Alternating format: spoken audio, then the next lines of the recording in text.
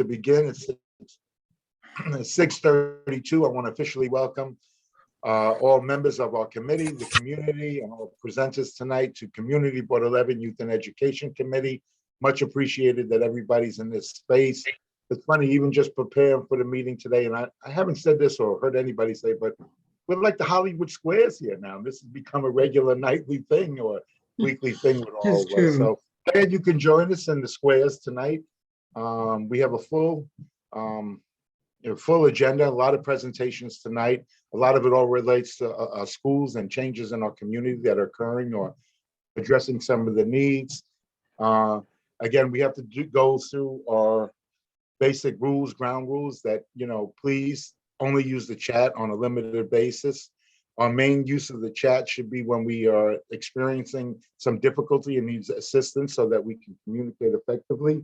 The other is that, again, if we want to share information and links to information, but the meeting is conducted in the squares per se, and not in the chat. So we would like everybody and appreciate that if you have, raise your hand if you want to be recognized, wait to be called on by the chair. I know I asked for assistance from my members because I really try to stay into the squares and not focus on the chat when I'm conducting a meeting. So appreciate any assistance. Members of the board and Angel can assist in that process. What did I miss, Angel? I was saying it's better for you. You do it more than I do. Just asking folks to keep their questions and comments succinct and germane to the discussion, and a reminder to the members of the public that they have a question or comment about items on the agenda to please raise their hand through Zoom and wait to be recognized. Thank you, Angel. And again, we do want to get to everybody. In that retrospect, we do have to address questions by board members before we address through the public. But if any member of the board or the public and the committee members feel that they want to present something or talk about something, please raise your hand and we will give you that time and space. So we have to do a roll call, Angel. Certainly. Members, when I call your name, please answer. Present. Leroy Andino. Present. Yolanda Brown. Present. Angela Donadell. Present. David Giordano. Present. John Green. Here. Robert Harvey. Jada Adelia. Pat Martin. Present. Savasia Robinson Teague. Natasha Rodriguez. Isaac Scott. Present. Thanks, Natasha. Isaac Scott. Russell Schuler. Present. Jason Wu. Present. We have quorum. Thank you. And once again, everybody, as we move through, we start with we have to do the adoption of the agenda.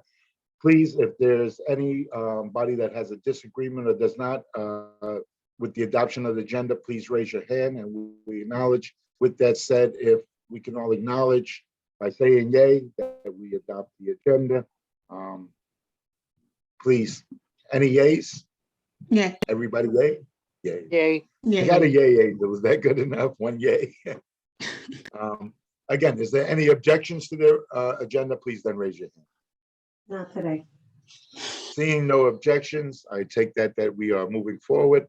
Adoption of committee minutes. I must say that my negligence did not get them done for this month. So I will ensure that we get them by the full board. Much apologies. Not an excuse, just fact. So as we continue on, we have many presentations tonight, but we want to begin the meeting. The next meeting will be scheduled for March 15th, but we will begin our meetings as we always do with what is this? Open house for families and student pre-K. But that's a charter school, right? So much apologies. On March 5th and April 20th through April 22nd, and it's for 2050, I think. 2050 Second Avenue. Boy, I'm not doing good tonight. I got to get this print bigger. I did it off the agenda, not off the screen. But anyways, we continue on. Let's move to Dr. Christie for informational updates. Our wonderful superintendent, Dr. Christie, who's always in these squares with us and shares time and space. Updates are yours, Dr. Christie. Thank you, David, and thank you, Community Board 11. It's such an honor to be in community And of course, I'm super excited that we have one of our schools presenting. So thank you, Principal Fontelitas, for being here. Yesterday, well, gosh, last week, I'm sorry, I get my days confused. We had our CEC meeting last week where we provided a more detailed update. Always working in District 4 in collaboration with everyone. We actually had Superintendent Vivian Orland. Right now, we're in the heart of admissions. Schools are having virtual open houses and really trying to meet that March 1st deadline for our middle schools and high schools. And as you mentioned, 3K and pre-K later in March. Please note that in our public schools that we're having the home kits distributed this week. I'm hoping that our families will take these home kits before coming back into the schools the following week. It's also Respect for All Week, Black History Month, so many great things going on in the district. I know we had our Respect for All kickoff. Thank you, David, for being there as well, and our CEC. But Respect for All is not just one day, it's throughout the whole entire, it's ongoing. I'm trying to create spaces for everyone to feel valued and to have a welcoming and affirming environment for all. So I don't know how much, I don't know how much time we have for some questions. And that's just a broad brush overview. You can always feel free to email myself or my team, and we're always just an email or phone call away. And I will say that we're collaborating with the Community Board 11 to try to schedule a community walk. So we're always in communication and collaboration. So thank you, David, and thank you to this. It's just an honor to be here and always in service of our children and families of East Harlem. Yeah, I would love to take a moment to talk about the event yesterday as well. It was really a special event, and Nancy, who's the parent coordinator for the district, really reached out and always includes me in these events, both as a parent of children in the district, but also in support of schools. And sometimes I forget the exact forum, and it was so nice to see all the different presentations of what each school was doing to honor this month and honor this week around friendship and respect and just the diversity of activities that involve kids. Again, with all disclosure, I do work at a PS 72 Lexington Academy and have children in PS 171 at Mr. Pantelides' school, but it was really nice to see the presentations. And when we all asked to introduce ourselves, I did something that I do often, is use a very short quote: "Be kind before being right." And it's so tied to an hour later when Nancy played a video about being kind and how we must take a moment to, even though we're all these educators and so bright, know all these things, how do we move people along? How are we nice to them? How do we teach kindness by being kind to others? And I thought it was so exhilarating how we on two different ends started with something and ended with the same thing, but in the context that showed the diversity of our community and how each are addressing respect and friendship and harmony with one another. And sometimes we're all humans, and I think sometimes that's what we need to focus on most of all. We're all human beings, and we must find better ways to communicate, respect, and acknowledge our differences and celebrate those differences. So it was so nice to see how schools were doing. I'm sorry I'm on a little platform here, but again, it's so important that we often don't always see all the richness in our community, and we have to find ways to make sure that others in this space see the richness that our kids produce, that our principals and teachers and the entire district, whether we're a charter school, whether we're a DOE school, we're all educating the same kids from this community. So I look forward again for those presentations. I don't know if Dr. Caleris is with us.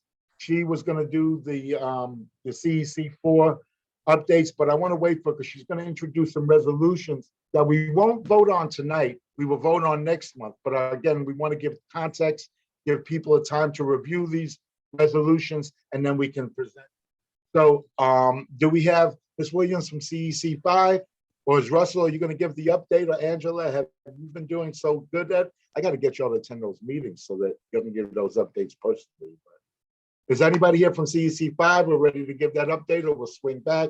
We usually now have the DA's office. We lost our wonderful Jeremy Lockett, who took another position. So I don't know if we have that representative from the DA's office. They've been attending our meetings ever since I've been a board member, and that's going on 12 years now. So Looks like we're a little short, but then that's good. We can move to our presenters. Harlem Careers. Is Harlem Careers in the house? I know Angela's here and Eva is also going to present later. So do you want to give a little update on Harlem Careers and then we can just continue the agenda moving? I know we have the presentation, so I'd like to get to them as well. Pat, I have no updates because I haven't been following. I've been very busy lately. So do you have something to say, Pat? No, I have not been able to attend the meetings. So sorry. So Yeah, the Angela, that's website fine. is still up and working. You can still send any information to the site if you know of anything that's youth oriented or just jobs for people in general, because if parents have jobs, the youth have a better chance too. So we need to look at it like that. Angela, since we have so many people here and principals and school officials and administrators, why don't we give a quick synopsis of what Harlem Careers is, just so, again, they may not know this resource that's available that they can use to help support their families as well. So we came up with Harlem Careers to address the need to find funds, find programs, job-related trainings for youth who are looking for something to do. So we gathered information from various sites. We've asked other people to give us information and to pass on information, and we've put it all in one space so that you can look at it, they can register for things. And fundamentally, we've been increasing our numbers, and it has been a good resource to find things that are actively taking place in the community. So there is, Gina's here, there's a Facebook page for Harlem Careers, and I think, Pat, we have a Instagram, I believe. Yes, there's an Instagram page where people are listing available jobs, training programs for our youth. And yes, you're right, Angela, the parents are also using this as a resource to find meaningful employment. And we've grown. I think the Instagram page is now, we've hit the 1,000 mark. So it goes to show that Instagram is doing better than Facebook. But the good thing about it is that people are taking advantage of the resource. So we thank you all very much for sharing and for using that site. Thank you. We have to always get a shout out to Ava Chan because She created it. she created it and she's the one that drives it. So Yeah. kudos to Ava. Kudos to all three of you, because this is homegrown East Harlem, and to address the needs where, again, it's local things in our community that we're making people aware of. So let's keep spreading the word. And again, some things Ava start dropped very it in small. the chat. Ava, very good. Thank you, Eva. So as we continue, Ms. Williams is here as well. Oh, well, first, are there any questions for Harlem Careers? Hello. Hi, Ms. Williams. Good to hear you in our Hollywood Squares tonight. These are the East Harlem district. Yes, yes. CB11 squares. So please let us have an update of CC5 as we continue to strengthen our community partnerships. Okay. So CEC5, we've been very, very busy. As everyone is aware, we just had all of the middle school K to 3K high school registrations are still going on. And we have a focus on 5. And the superintendent gave a wonderful presentation and highlighted lots of things that are going on in CEC5, in addition to our app that we have.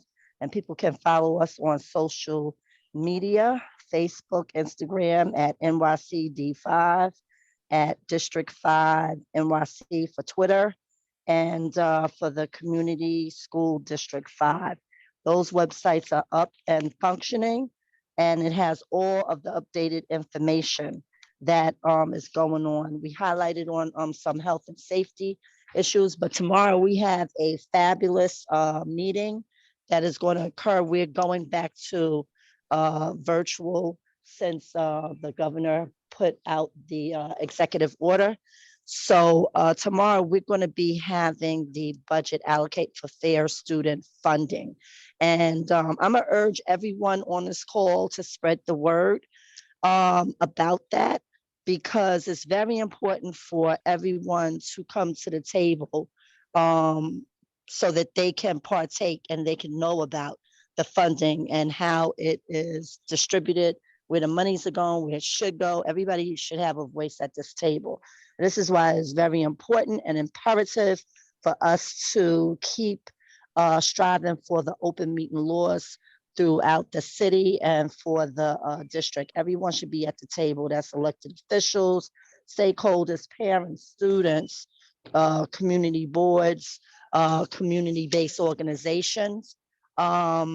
So we didn't pass the resolution yet. We're going to come back and visit that. Resolution 94 for New York City governance. And we have another resolution that is going to be brought to the table tomorrow, which is 95. And that is supportive legislation to protect the charter cap. So there's a lot of fuss and mess about charter school, where the money's going, how they may be eating up a lot of our funds for public school. And so a lot of people have a lot of concerns about that. And people should be able to voice their concerns and really understand how that process is actually working, especially since now we have Attorney Belloc is joining the DOE PEP. He was on the charter school committee. So that's going to be kind of interesting that he has now joined the Department of Education, because it's almost like, if you will, for lack of a better analogy, the children watching the children, I guess, so to speak. And let's see what else we have going on here tomorrow. I'm just going to really urge a lot of people to spread the word so that people will come out and be actively involved and participate in our meetings, especially since they're virtual. We also have a vacancy application, and we have another parent who we're going to be looking at so that she could come in, because we have a few open seats. I think it's 2, actually. And other than that, we've just been really, really busy.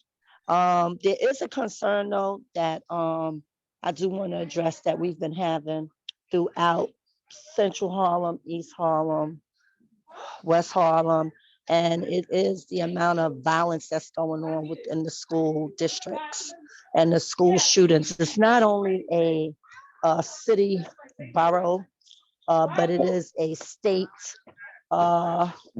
universal issue that we probably want to try to get to and try to address. So that's really the end of my report.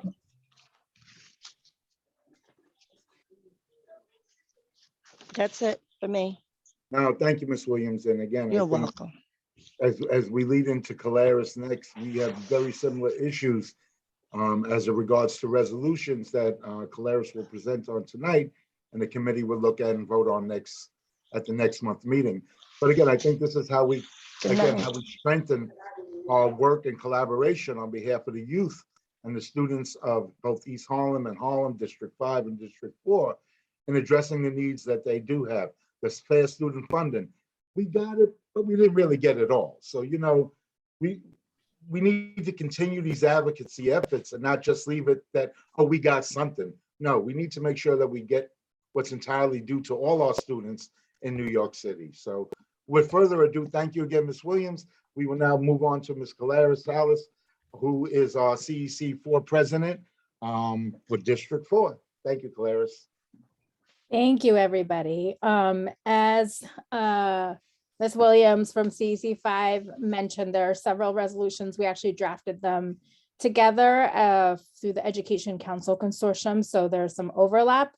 The foundation aid and charter funding resolution, we finally got our foundation aid, CFE was granted, but 57% of those funds is going to charter schools, whereas they're 13% of the schools that we have in New York City. So we did pass a resolution that there be an investigation and that those funds be distributed equitably. Oh, For our public and charter schools, and that the foundation aid formula be investigated as well for equitable distribution. And then also to support legislation presented by Senator John Liu to protect the charter cap. We have both a mayor and a governor that have been saying that they're going to lift the charter cap. As of right now, there's no need for that. And even in looking at the schools that we have in East Harlem and the enrollment proposals that we have in several of our charter schools in East Harlem, they're not meeting those numbers of students, even though it might feel like our public school students are leaving our schools and going to charters. Even the charters are not meeting those enrollment numbers, so that we don't have a need for that. And so we want to support that bill. We also passed a bill for universal childcare. I think we've learned during this pandemic that our families really need support when it comes to childcare, that it shouldn't be a burden on families. And we have the money, we have the stimulus money to be able to do that and incorporate that into our budget. So we want to support that. We also are looking to restructure governance in our schools. Currently, we are under mayoral control governance structure, where there are 9 panel for education policy appointees from the mayor, 1 appointee from each borough president, and then 1 elected parent leader on the panel for education policy. This particular resolution basically asks for there to be an expansion in how those parent leaders are voted in to the panel for education policy. In addition to adding 1 parent per borough. So very similar to how each borough president has a representative, each borough of the city should have a parent leader on the panel for education policy. We would also like to give voting power to the 2 student members that are on the panel for education policy. As of right now, all student members, whether they're on CECs or on the panel for education policy, do not have voting power. And so we do want to elevate the voice of our youth in these governance structures. And we also ask for there to be an actual task force. So as of right now, the proposal is for, so Mayor Adams asked for 3 years of mayoral control to fix our public schools. And then, Governor Hochul countered and said, why don't you just take 4? And he was like, yes, I will take those 4. We know that really limits our ability for parent involvement, teacher involvement in governance of our public schools. Interestingly enough, several studies have been done, and in predominantly Black and Latino communities, that's where you see the enforcement of mayoral control. In others, there are elected school boards. And so we do think that because our city is so large and because of the experience that the city has had with elected school boards and corruption, not that mayoral control hasn't allowed for corruption, but that there needs to be a task force created to see how we could transition to a more democratic governance structure in our public school system. And so that's what this particular resolution is focused on. And there are other resolutions that push for the same and more radical changes in our governance structure. And we've had those conversations within our Community Education Council.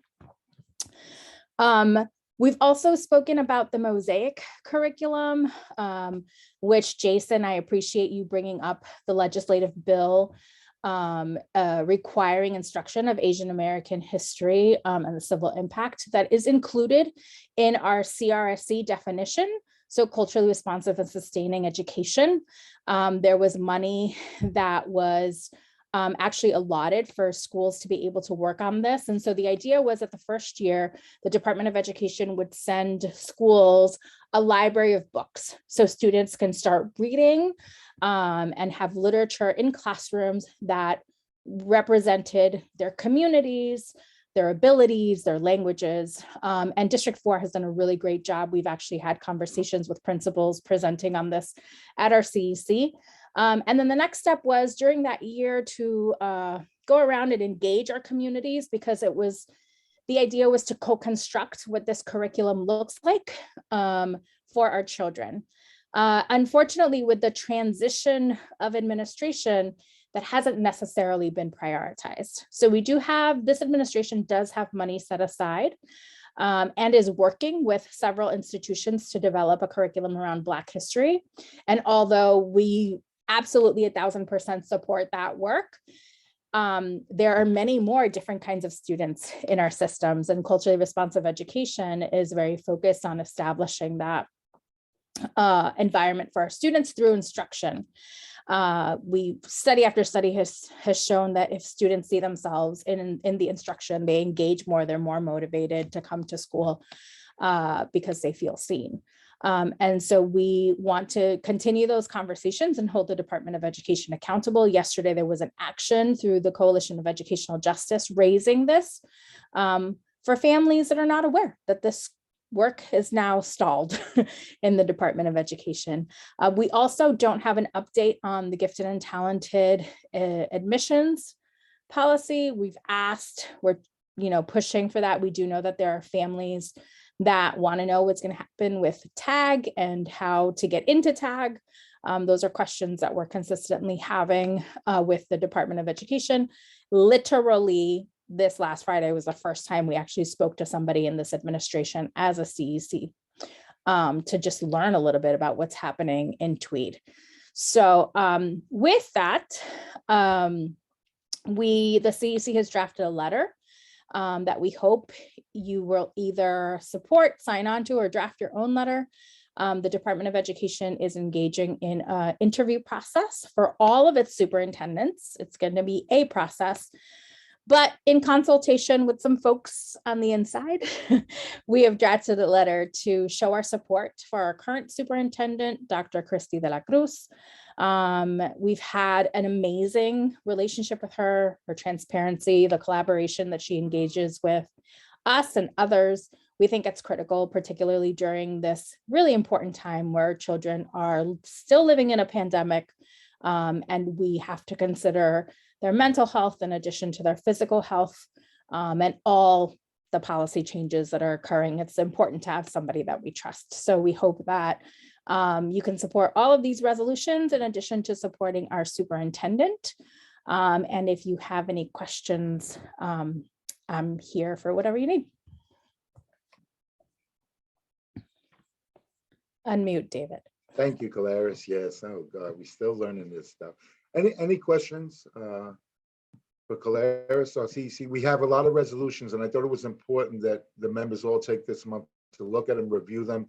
I know particularly with the one with childcare, I think we need to add a piece to it where it talks about universal childcare to like 5, 6 o'clock, because it's hard enough for some parents who work. So we believe in extending that as well. I can't think what it would be like going forward without Dr. Chrissy at this critical time, as we came to us at the time the pandemic hit, and the collaboration and the community working together has been remarkable. I mean, there has been a lot of work between this board and the district to reestablish a working collaborative relationship, and I think we're there. We've now extended it to CEC 5, and I think we're all addressing the same issues, but it's really important to have space and share that space together as we continue to collaborate. Remember, there's more power in advocacy when there's more numbers and larger numbers than when we fight as 2 communities as opposed to 1, 2 districts as opposed to 1. And I think, at this particular time, it is so critical. And I also have to say this, we talk about diversity and we know, but, the LGBTQ youth are a force to be reckoned with right now. And, You know, I have fourth graders presenting to me as non-binary, and what are you going to do for us? And it's forcing us to, it's challenging us, not forcing us. It's challenging us to be, you know, we always say be how inclusive, to be inclusive. And I always try to be inclusive, but I think more important, we have to make sure that in our inclusiveness that we're not excluding others. And, you know, I'm really looking forward to expanding my own knowledge of working with youth who are presenting and helping them through their transition period and helping them make the right decisions for themselves. So, you know, as we say, when we talk about Black History Month and Culturally Month, yes, we must celebrate all of those diversity, and we must find better ways to share in our celebrations of the diversity. And, you know, when we do, sometimes we find we got more things in common than we do necessarily that pull us apart. You know, we all love to eat. We all love to sing and dance and have a good time. You know, let's start with those things first and foremost. So, you know, as y'all many know, I'm a DJ, so I play music for every soul. That's my goal. Touch every soul with the music, because that joins us. Anyway, we have a lot of presentations, so we do have a hand up. Yolanda Brown, I'm so sorry. If there's any other hands I missed, please just throw it up again. We'll get to you. My co-chair and partner in this committee, please, Rev. Thank you so much, David. I just want to thank Dr. Christie, Gina, and Ms. Colares for their update. I personally need to have some additional information on what exactly is the charter cap? Where is it set and what is it designed to do? Thank you. Colares, Ms. Williams. Yeah. You know, Ms. Brown, I don't recall the actual numbers. What I do know is that, you know, initially, charters were intended to be developed as schools that would innovate in terms of curriculum and how to engage students.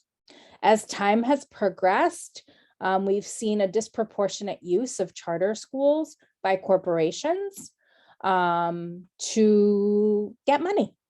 And it's been tied to a misuse of funds and not supporting a lot of our students. Some of our students are admitted to charter schools intentionally earlier on than our public schools and get the funding for the student, and then the student is then dismissed from the school and the public schools are then left without the funding to support the student. So there's a lot of different ways that the system has abused the lack of regulation that occurs within charter schools. And so there was a study done several years ago where the state felt like we've had enough charter schools, let's figure out what's happening in them, let's make sure we're serving students, and let's not develop any new ones until there is some form of accountability. And so I can send David or you that information and where that is.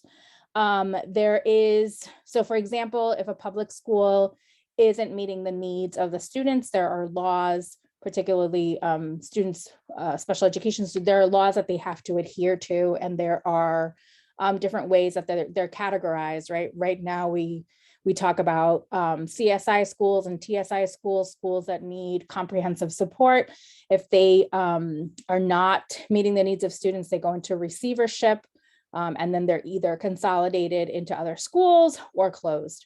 That doesn't happen with charter schools. In addition to that, New York City is the only place that actually pays rent for public schools when they're in public school buildings. So there's a lot that goes into why there is a cap as New York is figuring out what sorts of regulations and levels of accountability they will have for charter schools. Okay, thank you. So is it capped on the number of schools, the number of students, and or funding? I think it's around funding and it's the number of schools. Okay, all right, all right. Thank you. As of right now, like I said, about 13% of the students in New York State attend charter schools. Okay, thank you so much for that. You're welcome. Thank you. Any other questions as it relates to any of the other topics? We do also have a charter school here tonight, Promise Academy. Harlem Children's Zone, who will be presenting as well tonight. So I'm sure they have their own views on, the charter and how it's working. And we want to give them equal space as well to make comments during this time. So I want to reiterate that not all charters are bad.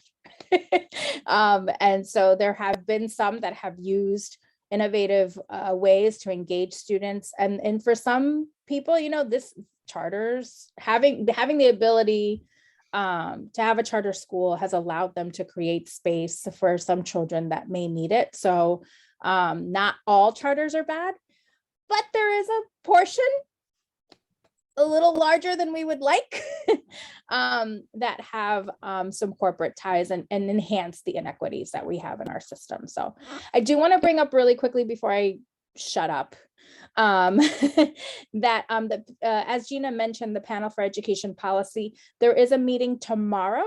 It's going to be virtual because open meeting laws has been extended until March 16th. And so you can log on. We will learn who those 9 new PEP members are. We do have a preliminary list. And it is a lot of folks that are tied to charters. As Gina said, Jason Belloc is one of them. He has been known to be a little bit of an adversary for public education in general and to public school parents.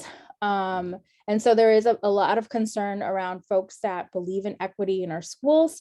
There's also some folks that are, to be honest, all lives matter and aren't necessarily really thinking about the inequities that exist in the system for Black and Latino children. And so a lot of us will be present, observing what's going to happen on that panel and the comments that will be made. The other thing that I want to elevate is that we want to also really speak intentionally about what's happening in our schools in terms of COVID safety. Several states have lifted the mask mandates in our schools. And what you may not know or might not be publicized is that in New York City, we've lost 32 children under the age of 17 to COVID. We don't know if they're all public school students, but we do know that the majority of the children that we serve in New York City are public school students. In January alone, we lost 3 children from the ages of 0 to 17 to COVID. And 2 weeks ago, we lost a District 75 student who was 20 years old to COVID. Neither the mayor nor the chancellor have acknowledged these losses that we've had in children. And so there are concerns that if mask mandates are lifted, especially since we have children that are 3 and 4 years old in our schools that are ineligible to be vaccinated. And in fact, Pfizer was going to apply for emergency permission to administer the vaccine to 6 to 5 months old, and that request was pulled back. And so we don't expect anything for at least the next 2 months in terms of our younger learners. And so we believe, and studies have shown, that masking is one of the most effective mitigation measures. I'm going to put a form and a letter in the chat where it's documented a lot of this information, so you can take a look. We still need to advocate to keep our children safe. And so I wanted to make sure that the community board knew that these were conversations that were being had and that there is a possibility that our governor lift the mask mandates right after midwinter break. And so it's soon, it's coming. So we need to have these conversations now. There's a group of students that will be giving testimony at the panel for education policy. Students themselves have done walkouts, have had protests, have met with the chancellor, and have spoken about how they feel like their learning environment is not safe. And so they are also advocating for masking in schools and a remote option, which we were supposed to hear an announcement about this week, and we have yet to hear about it. So there's still COVID concerns, even though the rates are going down, we're doing better, a lot better. But it's still something that's incredibly important, particularly for our most vulnerable students. Thank you. Rev, go ahead. I see your hand up. I just want to ask if either one, Ms. Williams or Dr. Christie or Ms. Colares, if they could put the information in the chat on how to access this meeting tomorrow for the panel for education policy, and what time is it going to convene? Thank you. It's there already. This is a quick group. I can't move that quick. So without, if there aren't any other questions, again, I want to thank everybody for the informational updates. This has become a standard in our meeting and really gives us a chance to, you know, address all the issues, but all the concerns, but also have a formal method for making sure the community is aware, staying informed, and being able to address the issues of support as well. So without further ado, I'd like to get to our presentations tonight. And again, Home Children's Zone, please chime in when it's your opportunity to also address any of those other issues that you feel strongly about with charter and advocacy as well to those charters that are doing well. Without further ado, I would so graciously and humble introduce Principal Dimitri Pantelidis, who without disclosing, my children do go to PS 171. I have a kindergarten and a fourth grader that attend the school. And like many of our schools in this district, do create the educational opportunities kids need most. And what I would also say is many of our schools are so diverse, and they really address the diversity of the learning styles that kids need as well. So Mr. Pantelidis, Principal Pantelidis, you are here today in relation to a request for the bathrooms. I do have to add, in working in the schools and being part of this district now for 16 years, many of our schools need many repairs, and this is just one of the most severe that we need to be able to support. So please, Principal Pantelidis.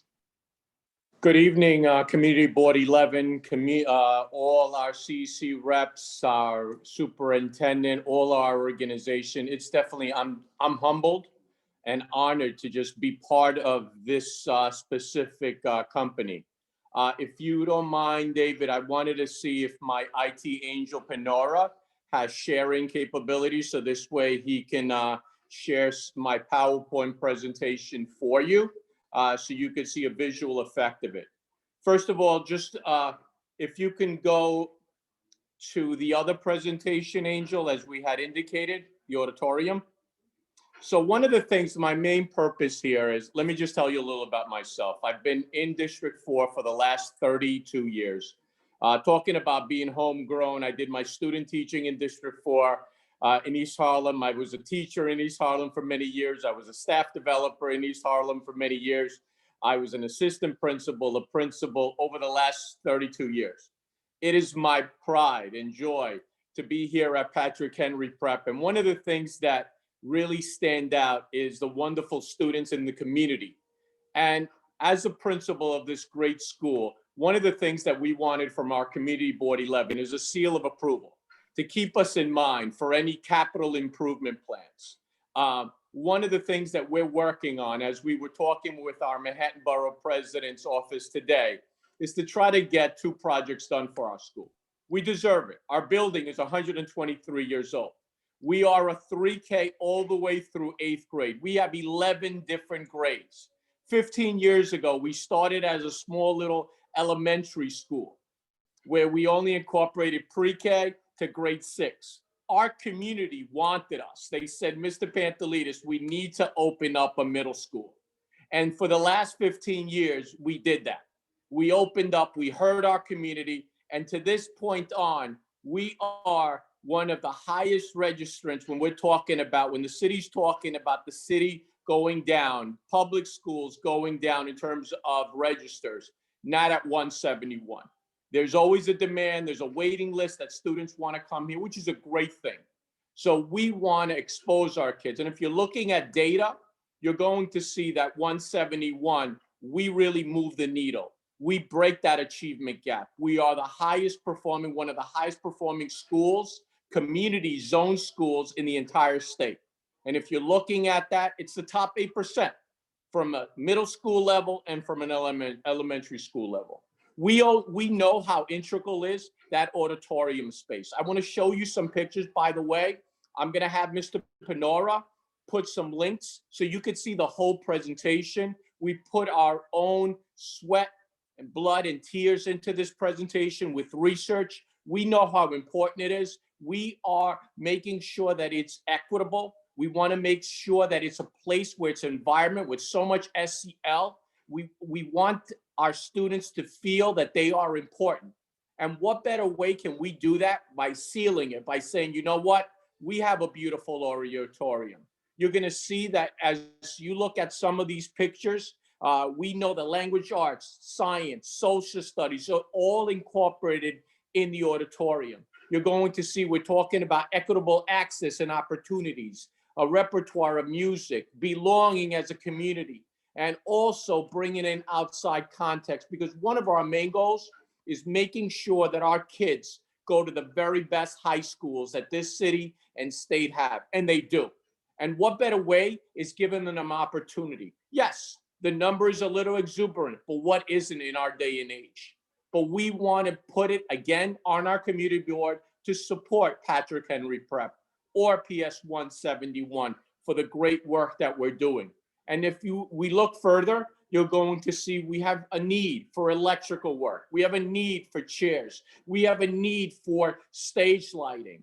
All these do cost money, but our kids do deserve it in terms of really enhancing the learning and the experiences for our kids. Because we know these cultural events, we know the theater program that we have in our program, our music program, even our STEM activities or inventions or spelling bees that we're going to have on Friday are super key to invite our audiences to make sure that they feel comfortable and that our kids are given the respect that they righteously deserve, along with the technology that we deserve on a daily basis. If we look down the line, if we can proceed, Angel, you're going to see 171. It is not an institution where there's a failure. It's an institution that's constantly growing. It is ranked as not only bringing new US and U's report, but it's also ranked as Nietzsche's best schools in terms of what they do to really push the level of instruction and really push the SEL movement in our school. Next slide, Angel. And if we look very carefully, these are just some of the ensembles. Let's go to the previous slide, Angel. Our students played numerous times at the Apollo. Our students were competing in national competitions at NYU. Why is that so key? Because a lot of our high school students, we want to give them that challenge. We want to give them those opportunities because a lot of our kids are applying to high school of the arts. And if we don't have an auditorium, we don't have the resources, how are we giving our kids a fighting chance? So look at our wonderful scholars. They deserve it. And all we need is Community Board 11, our CEC, to support us. So when capital improvement plans come in, that we, Patrick Henry Prep, deserves the very best. If you could go to the next slide, I just wanted to show we have QRs. Again, the links are going to be in the chat where you can see our school at greater length, because it's important that we support a school that's successful. And we know the number one fact, and we talked about this in terms of budgeting, schools that are successful are not budgeted with similar to schools that are unsuccessful. So yes, Patrick Henry Prep 171 is not budgeted equivalently to other schools that are unsuccessful. We do get shortchanged, and that's a fact if you really analyze the budget at a greater length. Next slide, please. You're going to see that our learning environment surveys are key.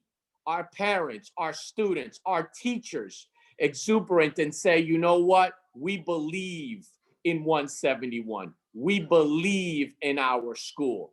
And yes, and you could see that through the latest data that was released a couple of weeks ago. And look at our quality reviews of how effectively we meet that. So I'm trying to provide you with data of why qualitative and quantitatively, why it's important to support a cause for Patrick Henry Prep. I've had the privilege of being in this wonderful position for the last 22 years. This is a school that I would want my own children to be part of. That's how much I believe in. Next slide, please, Angel.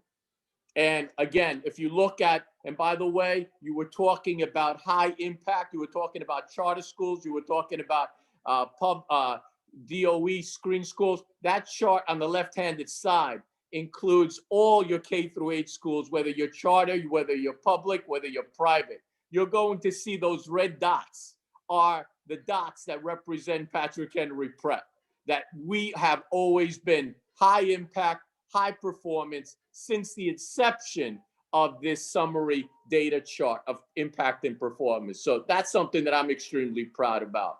Next slide, please. And this is what it all counts. This is where we can give our kids a fighting chance. Look at the high schools that our kids are accepted to. Think about, and a lot of these high schools, you have to go through an addition. You have to go through an art portfolio. You have to go through a theater program. You have to go through a singing program. LaGuardia, Eleanor Roosevelt, Frank Sinatra. We need to give our kids a fighting chance. Because they're in East Harlem doesn't mean that we have an advantage against them. We will believe, we will conquer, and we're going to make sure that our kids get the very best education that the city has to offer. But I need your support in getting this done for our wonderful institution. And you know I'm a little selfish, so when I'm talking about auditorium, I'm going to take it a step further. We also talk very lightly about the bathroom issues. We know from an equity standpoint, District 4, and I know our superintendent has really been pushing the agenda with our CEC. You're going to see we have a bathroom proposal. We need to make sure plumbing in a 123-year-old building that we are up to par, and we provide an equitable situation where our students feel comfortable and that this is their second home. Remember, I come in at 4 o'clock in the morning in my building, literally. And right now, even though it's 7:25, I'm still in my building because this is what I live, breathe, and sleep. It's all about my school and my kids. I die for my kids on a daily basis, and I will do this every single day. I'm pledging, I'm begging. It would be my honor if you can please support our wonderful institution in moving the needle of pushing our elected officials to say, you know what? Patrick Henry Prep has been consistent academically. They have one of the highest enrollment that the city has to offer. And pound for pound, they are doing a great job. Why don't they get rewarded with capital improvement plans? Why don't they get rewarded with providing them resources for our staff, our community, and our students? Next slide. So these are just some illustrations that you could see, from doorways to water, to plumbing, to tiles. We need it. And especially as prices are going up, any renovation of an average bathroom is about $150,000 with plumbing included. So your support is instrumental in making that needle move for our school. I'm not going to bore you with the details and the specificity, but again, as a veteran in this school, in this district, I love this district. I'm going to retire from this district. Please support our school in more ways than one. Please back up and call your elected officials. You all have contacts to make sure that they support Patrick Henry Prep. We want to make sure that we speak volumes for our kids and our scholars. And again, thank you for the opportunity of presenting to this fine audience. Thank you for believing in our wonderful district, because we are a school to be reckoned with. The best is yet to come. Thank you again for the honor of being here. Thank you, Principal Pantelis. But I have to say two things. Even though we saw some of them pictures where things were damaged and need repairs or need upgrades, right? Need upgrades. It was clean. And I do want to reiterate that, you know, just because things are not in perfect shape, the school does a wonderful job and the maintenance staff in keeping things clean. But I have to add this. Principal Pantelis, you showed us all these wonderful statistics of how well the school does, and data is so important. But I think one of the things that you left out is the personal touch of yourself and staff at the school in addressing those needs. You are there every morning, 7:30, letting kids in early to that school, and they're welcoming them. That speaks volumes to the work and the connection as a principal to your students. And as we share the summer program together, you even beat me into the summer program together and opening the doors. So again, that speaks to the commitment of our youth providing that environment. Our kids do need the program that goes on there with the chorus. They have every kid sing. It's not just the chorus group that does all these wonderful things. Those opportunities for arts is so important because it gives kids, we don't know, sometimes sports and arts help our kids with education. You know, one of my brothers had dyslexia. Playing football in high school helped him overcome that. Looking at different ways that is so important to educate our kids.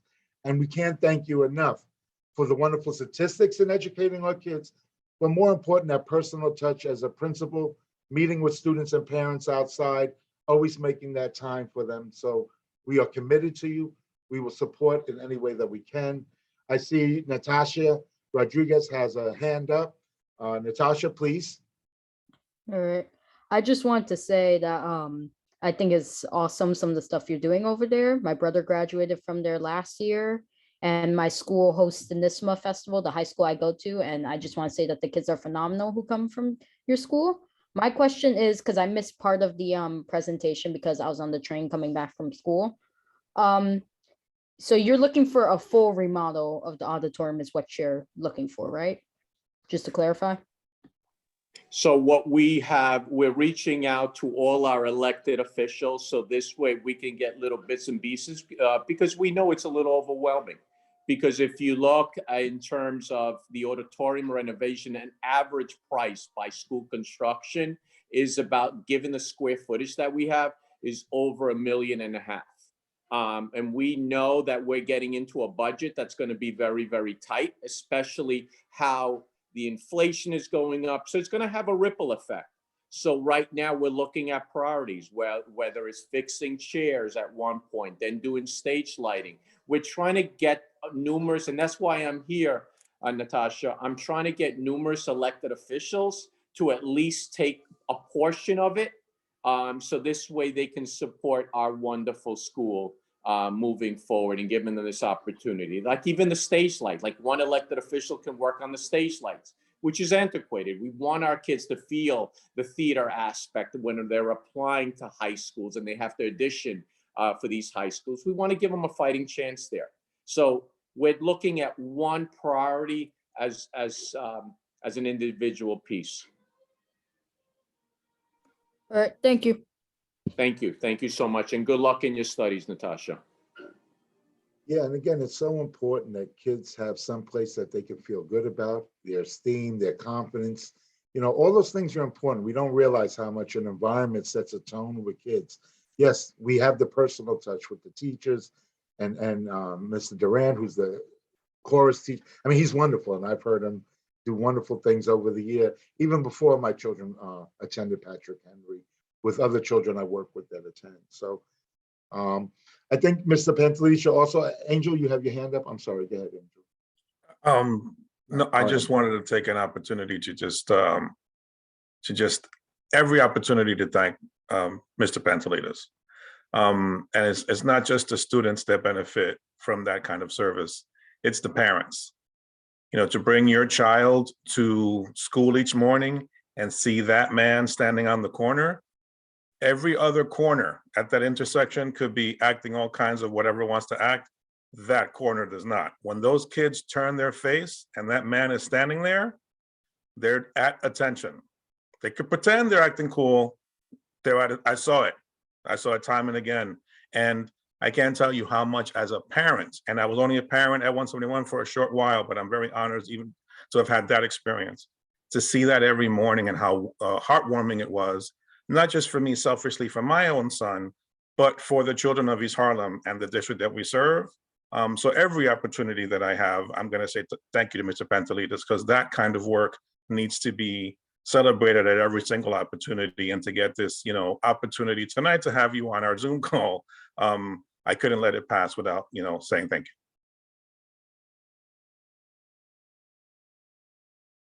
Thank you, Angel. And I'll always say this, we can say all these accolades, but when kids themselves get up and speak about their experience at the school, that's the loudest, and that's the reward for all of us. So we will do our due diligence. I know that we all have our relationships with the elected officials in different capacities and in different forms.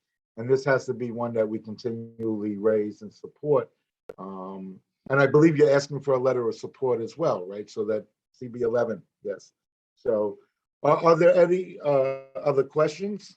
You know, so just want to clarify, we should address the letter to the elected officials to support the upgrades for both the auditorium and bathrooms at PS. That would be wonderful if you can do that, because I know you have a good relationship with our elected officials. Anything that would definitely put us on this burner of them noticing and being aware of the wonderful things that we're doing and the impact that we are doing.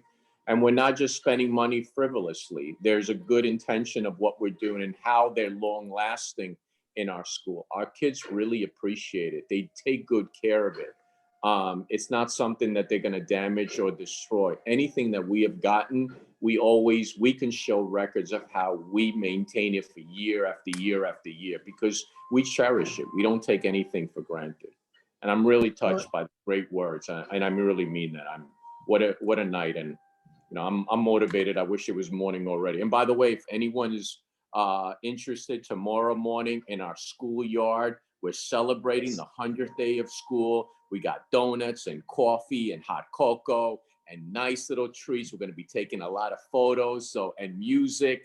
So please come over. I would love to see you and just say hi and just celebrate our 100th day of school. Thank you again. Thank you. This means so much to me. Thank you for this opportunity. Thank you, Principal Pantelides. So is there a motion to write a letter of support to the elected officials and support Natasha and Rev Brown? Natasha, are you making the motion? Yes, motion to write the letter of support for it's the auditorium, right? Right. I'm just I trying to think make we should sure. go for Yeah. both. I think we should go for both so that we, again, get them done. I have to be honest, when you fix up a house, the two things you need to fix up is the outside and the foundation inside. And 100-year-old pipes need to be fixed before they're broken, and then, may impact the school's ability to provide care. So again, I think buildings that were built at this period are strong buildings, and if we can maintain them and upgrade them, they will last another 125 years. So Rev, is that a second for the motion? Second. Angel, can we get a roll call, please? Certainly. Leroy Andino, Yes. Yolanda Brown, Yes. Angela Donadell, Yes. David Padano, Yes. Oh, Angie, you look good. Sean Green, Aye. Robert Harvey,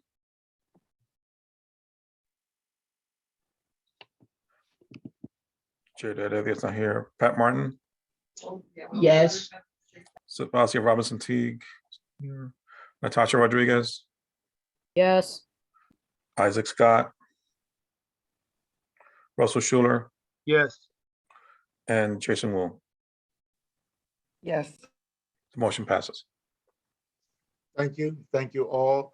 And I would say, Mr. Pantelides, Principal Pantelides, we would love for you to continue with our meeting, but I know you don't live in East Harlem.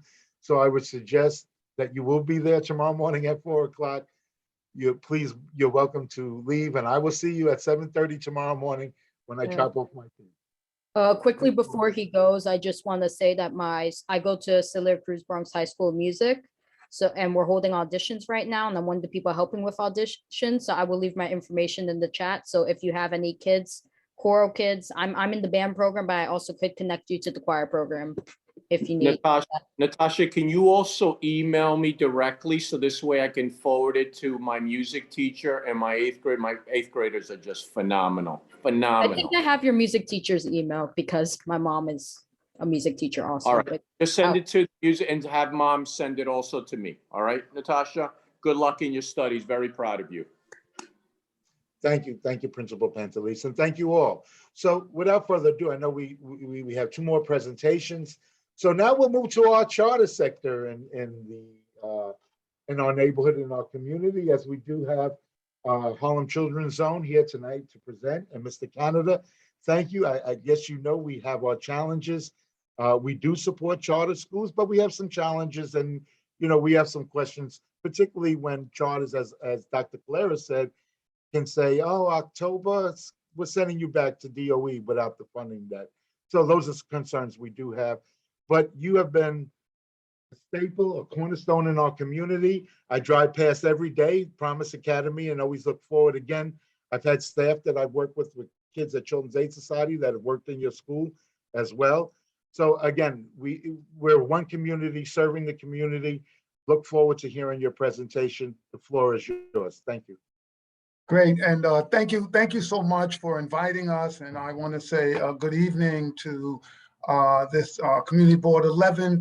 I'm joined by a number of staff, our CEO, our superintendent of schools, our principal, and Troy, who runs all of our after-school programs. I want to just make a couple of comments. Happy that we'll take questions that people have. But the first thing is that we run 2 charter schools. We do a couple of thousand kids in our charter schools, but most of the children in the Harlem Children's Zone go to traditional public schools. And people forget that our work is mostly with traditional public schools. A smaller part of our work are with our charter schools. And so if you asked us about what we believe in great education for Black and brown children. And if that's charter schools, great. If it's traditional public schools, great. And if the schools aren't providing a good education, we think they need to be challenged. And we're just as quickly to call out charter schools that aren't doing a good job as other schools. Because in the end, all of my kids went to traditional public schools. I went to traditional public schools, and some of them served us great. Some of them weren't so terrific. I have been working in Harlem for close to 40 years. I came back to Harlem in '83. And during that whole time, the primary focus has been, how is it that we get as many of our young people with a quality education as humanly possible? It's been a while, David, since I've been to the community board. When we were going to build our building on 125th Street, I came in, people didn't know us so well. I said, look, we want that building not just for our kids, but to serve the community. All of our facilities are open to the community. We keep them open 7 days a week, all summer, because we want to help as many of our children and families as humanly possible. The new project that we're doing in the Sodero building on 112th and Park is not an expansion of our charter schools. Right now, our K-5 school children at Promise Academy 2 are at Choir Academy here in the community board, and we're moving those kids into this new facility that we've brought. We like the facilities that we've built because we can serve the community, we can keep those buildings open, and we really want to serve this community, which is further south than we usually have been. We really want to serve that community the way we serve the community on 125th Street and at our other program sites. I remind people we have about 10,000 children we service at the Harlem Children's Zone. Our schools have about close to 1,000 kids in college, maybe 950 kids in college. We've graduated over 1,000 kids from college. Right now, our goal, and I want to be clear, is to provide an education so every single one of our children can go to college and graduate from college and be successful. I want to say we start with kids at birth, something we call baby college. We have pre-K programs, and then we stay with our kids. When our kids go away to college, our job is not done. We stay with those kids until they finish college, because that's what we think the complete path is. So we've had a terrific relationship with the community board. We are planning to continue our services here and expanding them to a whole new population of folks who need the services. And we intentionally go for kids who are the most at risk. It's very hard to get into our charter school. You have to live in a community board. You have to have free and reduced lunch. You have to, and there's a housing project that we're working with. We're going to think about working with the new housing projects over in that area. So we are intentionally serving kids who are the most at risk. And we want to just say to the community, we support all the other schools that we have a relationship with. I was listening to the principal and I was like, come on, please, let's build him. I mean, the guy needs an auditorium. He needs bathrooms that kids can go to. I mean, yes, of course.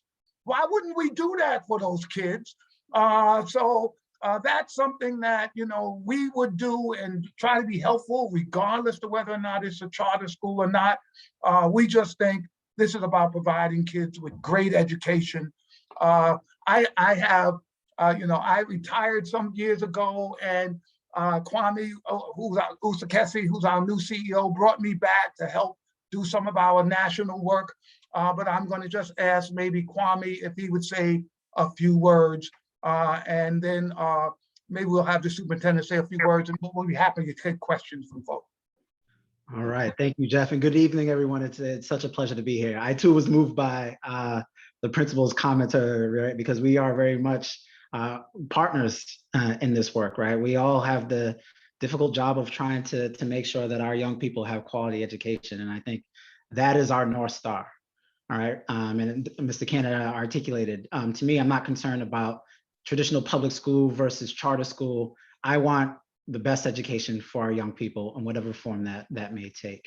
And the standard of excellence that I expect from my staff is, would you put your child in the program, right? I have a 3-year-old daughter. I have another daughter on the way in like 2 to 3 weeks, so pray for me, y'all. So girl dad ×2. I live in Harlem, so I'm all in professionally, personally, and the standard of excellence are, can my baby girls go to these programs? And so we continue to emphasize that. And I think what is unique about our model is not just focusing on our children in our school day, but being able to serve the community. And I think that's a really important aspect, because in many ways, parents and community members are the first teachers of our young people. So be able to work in partnership with the community, being able to provide access and space, offering high quality program in the evening and weekends as well. So the full suite of services is what I'm most excited about, in addition to be able to year in and year out produce academically, which I know my colleague Dr. Petit will talk on. So I want to be mindful of time and not be repetitive of what Jeff had stated, but we're just really excited to continue our partnership with Community Board 11 and excited to see what's to come. So maybe I can pass it to Dr. Petit to talk a little bit about our schools. Thank you, Kwame, and good evening, Community Board 11. My name is Ashil Petit. I've been working in Harlem for the last 17 years, and I want to applaud and salute all of the educators and those that are fighting for our students in this community. Like Kwame said, we run 6 schools, 2 elementary, 2 middle schools, and 2 high schools. And we work past 4 o'clock from 4 to 6. We have academic hours. And on Saturday school, we are have programs from 8 to 12. And that's really targeting our most needy, our students that are really struggling academically.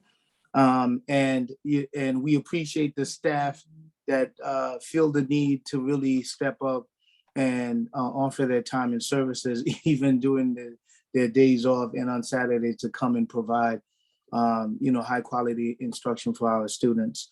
And we operate from September to June, and then from July to August. And then we're off for about 3 weeks, and then we come right back on the last week of August to, start it all over again.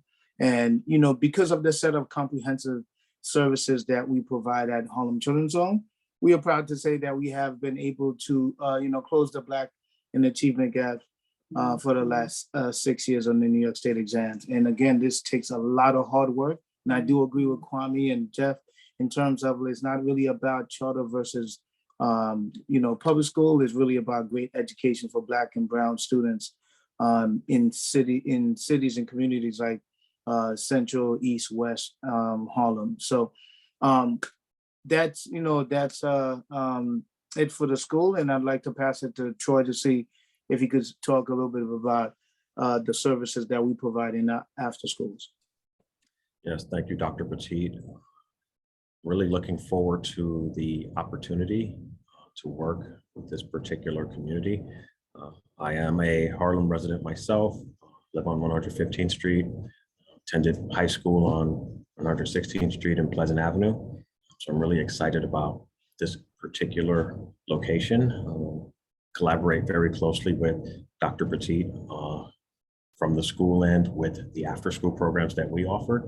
Our after-school programs are three-pronged. We have an academic component, we have an enrichment component, and we also have a health and wellness component. These activities occur every day there's school rather, so 5 days a week, 4 to 7 p.m. We also have our extended community programs that Kwame mentioned, right? Not only open to youth participants, but also adult participants in the vicinity. So we're really looking forward to engaging participants in that manner. Not only regular programming, as Kwame mentioned, we're open 7 days a week, but in addition to that, we do a number of special events around the holidays, whether it's our annual Boo Bash that we do for the community, where we have a haunted house and carnival style event indoors, distributing candy, during the Thanksgiving holidays, hosting a Thanksgiving dinner, a winter wonderland around the winter holidays.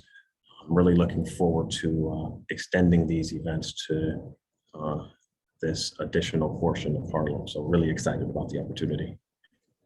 Thanks, Troy. And then we also have Dr. James, who will be the principal that is transitioning to the new school on 112th and Park, who is the current Promise Academy 2 elementary school principal. So if you just want to say hi, Dr. James, that'd be great. Thank you, Dr. Petit, and good evening to everyone. It's my pleasure to be here and to hear all that has been said previously. And we're definitely looking forward to working with all of the scholars that will be a part of our school, because our goal is always to offer an optimal educational experience for our scholars so that they can compete in this global environment. Great. So I just want to make one comment, having listened to part of the board meeting, and a question was asked about the charter cap, and I just want to maybe say a couple of words. The charter schools were authorized by the state. There are a couple of authorizing entities. It was passed by state law, and it was capped by state law, meaning there, I think it's like 409 in the state. And they said, once you reach that number, you couldn't go higher.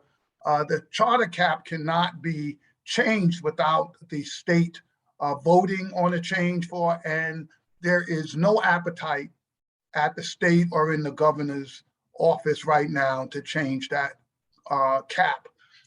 So I think that while there'll be some discussion, I know folks may be in favor of lifting the cap or not, but it's not going to get through the Assembly or the Senate, and the governor has not indicated that she's going to push on the cap. So I don't think that's going to be too much of a concern for this year moving forward, but things might change in the out years.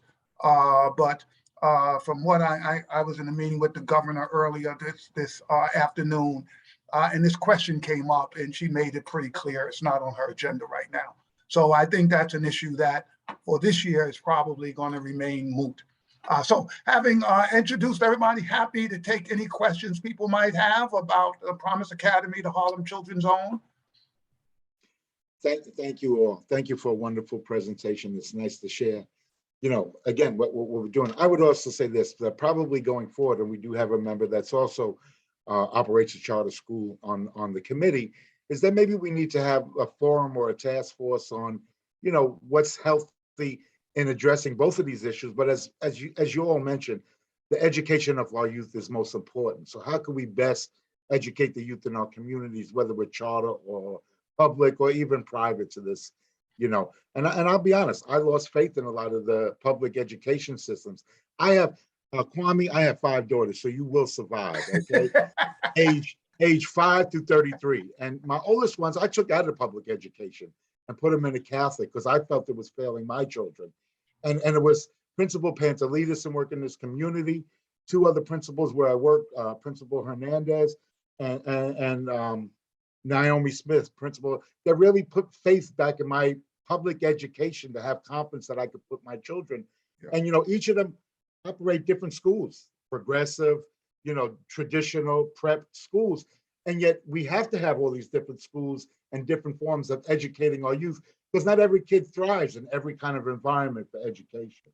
So, let's continue to raise the bar on our education for all children, whether you attend public or private. So, again, Kwame, you will survive. I got 5. I'm working on 3 grandchildren now. But anyway, I want to move to Angela and then Angel, who have their hands up for questions. And again, let's continue this collaboration between our schools. I'm sure CEC will also like to be involved in that collaboration. So, Angela, please, the floor is yours. Good evening, everyone. So I want to make sure that I have clarity and that I had not had misinformation in the past. So 1, you're opening a school on 112th Street in Park. So in the past, I was under the impression that your school operated within the concept of a catchment area so that children in East Harlem couldn't go to the Harlem Children's Zone. So am I correct about that? Yeah. In the past? Yeah. In the past, more than 10 years ago, before we built our building on 125th Street and started working at Choir, we were not thinking of going past Lenox Avenue, but we simply because of the catchment areas of our schools, we began to take in students from East Harlem, and with Choir and our school on 125th Street, 35 on East 125th Street, they're both East Harlem schools. So originally that was the case, but it's not contemporarily the case. We serve East Harlem and Central Harlem. For the after-school programs as well? Yes, for the after-school programs as well, yes. So my last question is, do you have programs for children with disabilities?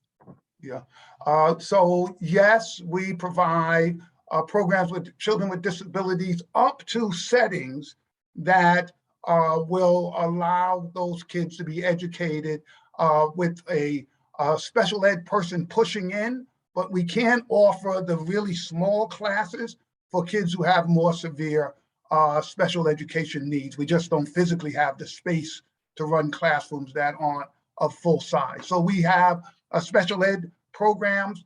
I don't know if you want to say a little bit more about that, Shondell or Ashil. Sure. Currently, the program, the way that it works, we have our special education teachers that will push into the classrooms and work with students, but they will also pull them out in order to fulfill their mandates. And then Jeff, I think just to add, we also have other students that have services beyond set services that we still provide support with because some of the parents would rather them stay at Promise Academy than find a school that would meet the needs of for their children. So I'll just say what Ashil said. I'm sorry. Can I just want to clarify what Ashil said a little bit. Sometimes the Department of Special Education, when they do a review, they say the Promise Academy is not the right setting your child needs to be in, and a setting with fewer kids in the classroom. Parents often will not take that setting because they want to keep their kid at Promise. And in those circumstances, we work with those kids. I'm sorry, I know I cut you off, but I wanted to just clarify. No, that's okay. So what about your after school programs? There are many children in the community that may have disabilities, but might fundamentally be able to maintain in a neurotypical environment. Can those children be enrolled in your programs? Is there any barrier? Because we need to address the needs of all the children. Also, when does your after school start? From what age to what? Great. So why don't I leave the ages? Shondell, you want to just go through the ages of our Promise 2 kids, and then I'll talk a little bit about the barriers. Sure. So Promise Academy 2 elementary school goes from kindergarten to 5th grade. right? So that students usually begin kindergarten at 5. Some of them are a little younger than that, but 5 is the start age, and they go up to 5th grade, which is 10 years old. And after-school services for those, what are the grades? We do all grades for after-school services. So You said after-school to, starts at you said kindergarten. to 5th grade. So No, what K- about, It's K to 12. Yeah, okay. I'm Yeah, sorry. our Okay. after-school programs are I K thought through she 12. said 5th Yeah. grade. No, She was referring to that let me- particular let me location. explain. Oh, okay. Let me explain 1 second for her, because the K to 5 is currently at choir. The 6 to 12, same school, but the middle school and high school is at our East Harlem site on 125th Street. So it's one school, but it's in 2 different locations. No, So I that's why we're saying understand. K to 5. District 75 runs the same way. The children go to school, but they're still part of District 75. And they Yeah. go in different buildings. Yeah. So the after-school program, so when are you going to be opening on Park Avenue? Hopefully September. And what, okay, and you said you had programs that run 7 days a week and is available to the community. So you have programming that is adequate for adults on the weekends, and what would that be? Yeah, so some of the programming offerings, so like, for example, adult program can begin on our 129th Street location, starting at 7 o'clock.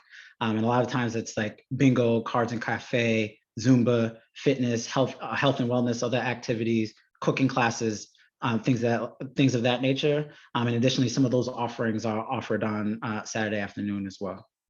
No academic enrichment for parents? You may get your child in the school, but many of the parents may also need some additional supports to maybe get their high school diplomas, move in to go into community college. So my jaw is like, I bit It's it. all good. We got you. It's all good. No, I'm like, one of the things that I love about this conversation, I hope it is a continued conversation, is what often informs our program offerings is the conversation with the community, right? So if there is significant need for certain resources and we have the ability to effectively execute, it's always a part of the conversation. So as of right now, we haven't done continuing education, but it's something that I would talk to Troy and others at the organization if there was a high demand for something or for so some. one last question before my board kills me. Is a possibility that you could co-locate with, say, an adult program that is looking for space to provide the services and give those services at the school? So do you have that kind of space? Because sometimes programs are looking for spaces to go, and the benefits could be for everyone. So in some circumstances, the answer to that is yes. We've had long relationships with groups like Forces of Nature, which comes in and teaches African dance to students. We've had health facilities in both of our current buildings. We have a partnership with the community health provider that provides services for kids. It's limited to mostly after school, except for health, simply because we're trying to provide as many services to kids inside the classroom. But we do partner with other folks in the after school arena. And sometimes during school, when it came to special education, we had some contracts with folks that we partnered with to come in and provide services to our students. There are so many children that live in the community that see the other children doing such fun things and that they can't participate. So that is why I asked the questions. Thank you very much. And I Great questions. Thank you. give back the floor. Thank you, Angela. We'll move to Angel, and then we'll move to our board chair, Xavier Santiago. Angela asked most of my questions. So my question would be brief. At this location, and perhaps I just didn't understand it clearly enough before. So you're moving from Choir Academy up on Upper Park Avenue to the new Sendero Verde project, which we're really excited about as a full project. What are you moving the entire Promise Academy to K through the very top, or just through the 5th grade? Oh, it's interesting. I think it's happening in 2 stages. Here I'm going to look at Achille because they're going to be finished with most of the school area by July, but there's a second part that's coming, probably going to take another year to finish. So, Ashiel, what's Yeah, the- that is correct. The first phase is really the basement in the first floor, and the second phase will be in the second floor, and that will house our Promise Academy 2 elementary K-5. Yeah, but we're gonna start. We're not bringing the whole K-5 over in September, are we, or are we? No, we're using the certain elective classes to be able to house the 5th grade, Jeff. Yeah, so we're gonna do it in 2 stages. Probably 75 to 80% of the school will move into the new facility in September, and then probably the remaining will probably move in the next September once the second part of the building is finished. And Angel, the oldest cohort would be 5th grade in the Sendero Okay. program. Yeah, okay. Yeah. Thank you. Yep. It is nice that a school is taking that space and that project up there when another school, so we want to continue to provide those opportunities for nice new buildings for our students and upgrade the buildings from 127 years ago. So Hello, yes, yes, I'm not going to say anymore. I believe in no, that very you have much. Xavier, our chair, so Yeah. we'll pass it to him, Mr. Canada. Xavier, please. Thank you, Mr. Canada, and everyone there. First, I would be remiss if I didn't say this directly to you. Go you Bears. So from one alum to another, as a proud Puerto Rican with deep roots between here and South Bronx, I appreciate everything you do. Would love to have a chat with you after this at some point. Great, we'd be happy to. And my team is looking at me. I'm sorry. It's the Bowden Bears. So we're talking a Bowden thing. You guys know anything about that. So sorry. Yeah, went over my head. All good. Yeah, right. So for those of you who don't know, Polar Bears mascot of Bowdoin College, one of the little Ivies, the feeder schools for the original Ivies. So it's an inside track joke. So now you know anytime you hear "Go You Bears," it's a Bowdoin reference, which is one of the many schools we would like to see our kids go to, like Williams, Amherst, Wesleyan. So out of this program, what would you say? And again, I'm looking at CB11's catchment area, but I'm also looking at Northern Manhattan about what I, often, and most of our board members get tired of me saying this, righting the wrongs of Robert Moses, right? We're trying to create equity where there wasn't any. And I've always said, even during my time at Bowdoin, is that affirmative action didn't start soon enough, which is meaning that it has to happen at the much younger ages. So within this area, what would you say your population is from the Community Board 11 or Community District 11 is? Probably, and I wish I should have gotten hard numbers, but I would think that it's probably about 20% of the students that we're working with in our Harlem Children's Zone. Okay, all right, and that's commendable. It's great.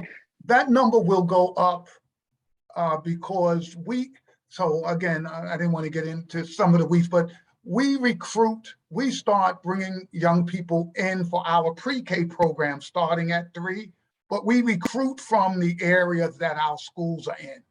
So once we're on 112th Street, we will be recruiting parents for our baby college and for our pre-K program, which will then make them eligible to get into Promise early on. So I suspect these numbers are going to go up over the course of the next 5 years.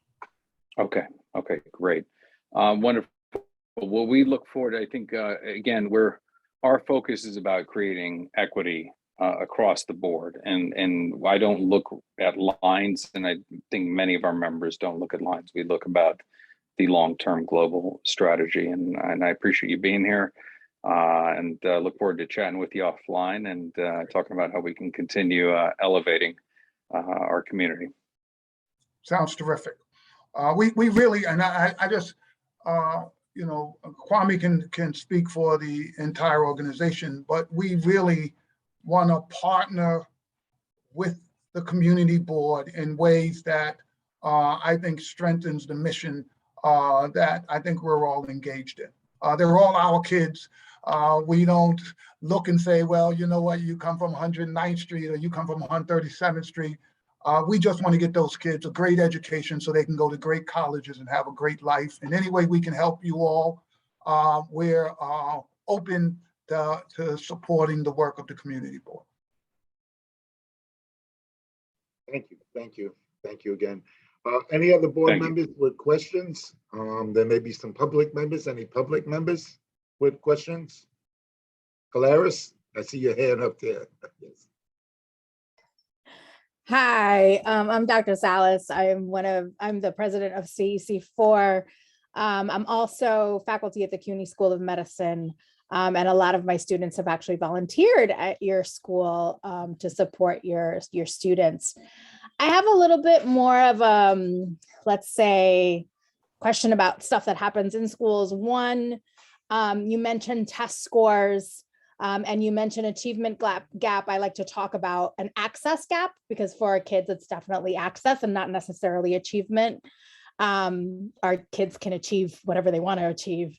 So in terms of long-term outcomes, what we see in a lot of studies is that in some charter schools, they really focus on the tests and kids excel in the tests, but long-term, they don't graduate from college and or pursue further higher education. So that's one thing. And then also, how do you support social emotional learning? And what's the core tenet of your pedagogical practices in the school? Yeah, I know that could harbor a lot of things, but if you could just like summarize it in bullets, it'd be great. Great. Well, I'm gonna let either Shondell or Sheil talk about the SEL.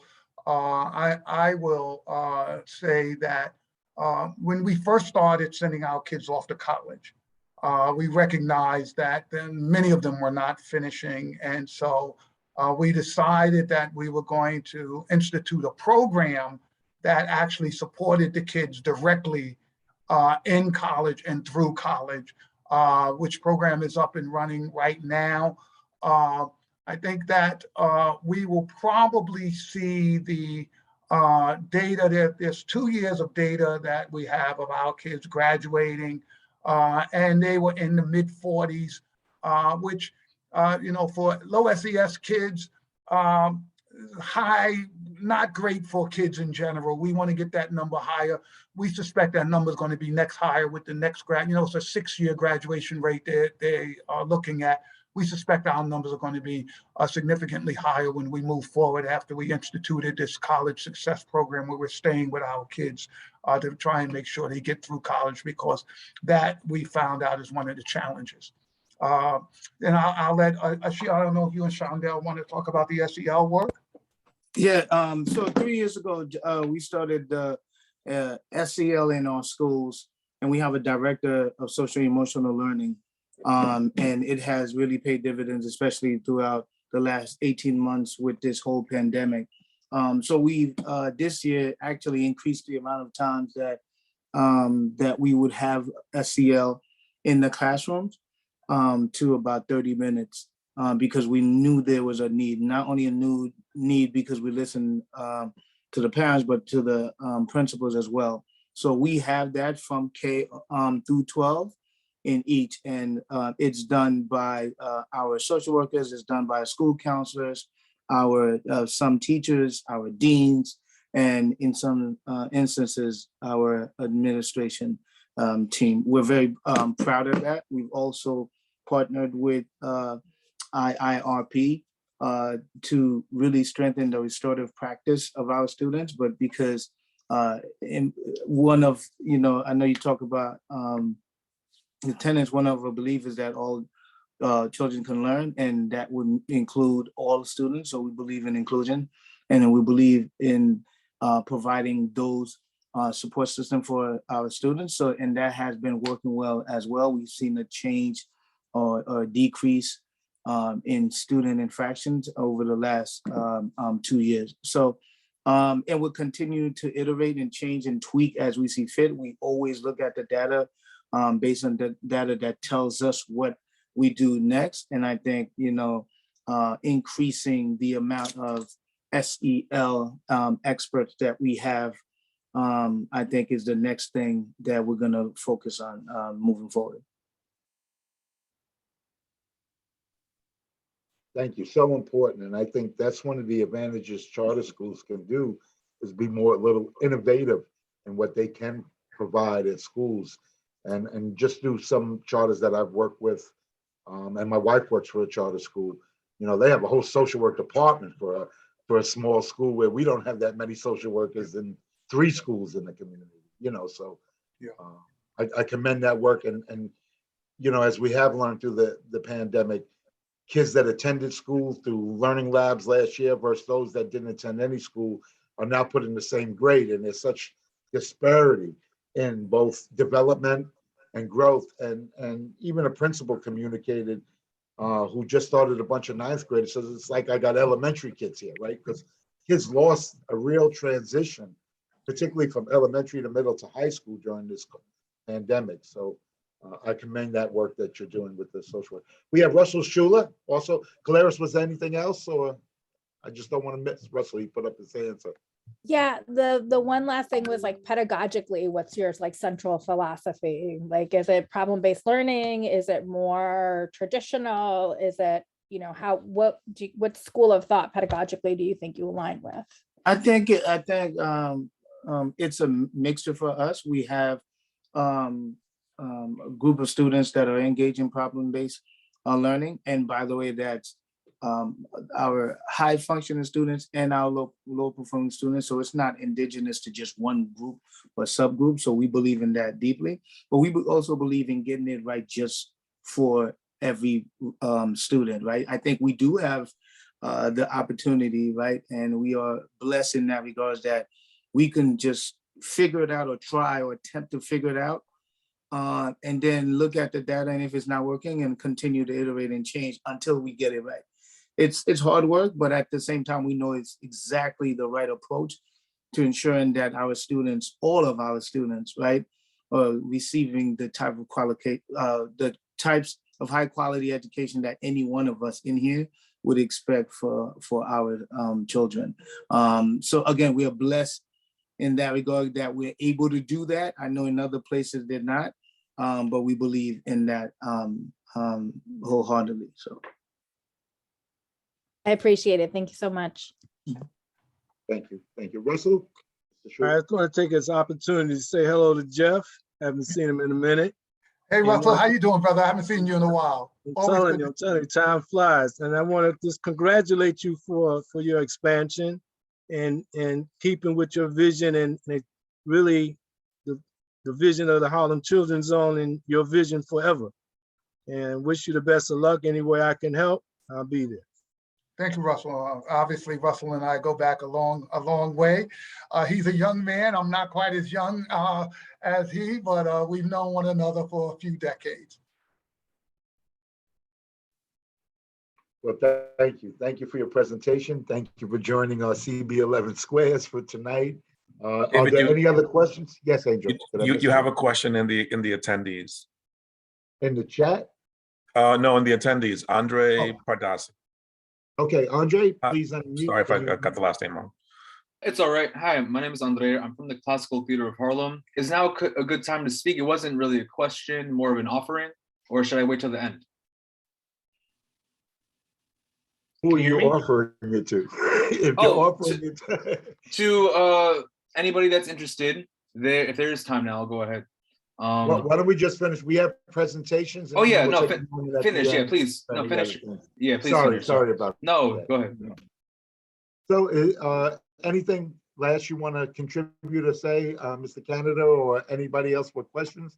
If not, we thank you for this space and look forward to collaborating on how we best service our kids, whether it's charter, DOE, public. Well, charter is public as well, right? Many people don't know that. But again, how we best support our kids in our community and make sure that the diversity of opportunities of our kids have the same opportunities for educational services. So again, thank you all. Thank you. The one thing I will make an offer on behalf of our CEO without checking with him, which is always dangerous. We will, if you all have CB meetings in the summertime, we think the building will be finished but not open for students, and we would be happy to host a tour, folks want to come in and see, and we'd be happy to do that. So that's just an open invitation. It doesn't have to be in the summertime. It could be later, whenever you like. But I'm okay, Kwame. I'm not going to lose my job. Absolutely, absolutely. Okay. All right. But thank you all for having us today. We really appreciate the opportunity to present. Absolutely. And we would love to come see the school. So just send an invitation and we'll coordinate a time. Summer, we can do it more than once. We still do meet during the summer, not necessarily as full committee and board meeting, but we do meet on little other things. The community doesn't stop during the summer. Yeah. So the work continues. And we take time to meet with smaller meetings without the full committee meeting. So definitely some of us could be available for that. Great. Thank you Good all. luck. Have a great night. Y'all take care. David, I'm going to Thank be you asking all. for some advice offline. Yes, most definitely. All right. Y'all be well. We all survive. Anyway, we do have, as we continue on, we have one of our informational presentations on Youth Construct by Eva Chan that has really been a force since she joined the board. Actually, I started working together before she joined the board, and has really started some of the initiatives such as Harlem Career, and it's really impacting us in our community. So Eva, the floor is yours. Thank you again for being here in this space. Hi, David, thank you for giving me the floor. Alexa, are you on? Yes, I am. Okay, well, in that case, then I hand it off to you, Alexis. I can share my slides though. Angel, if you don't mind giving me control. I was trying to promote you to panelist so you could present, but it's not moving you over. Let me try one more time. Okay, now.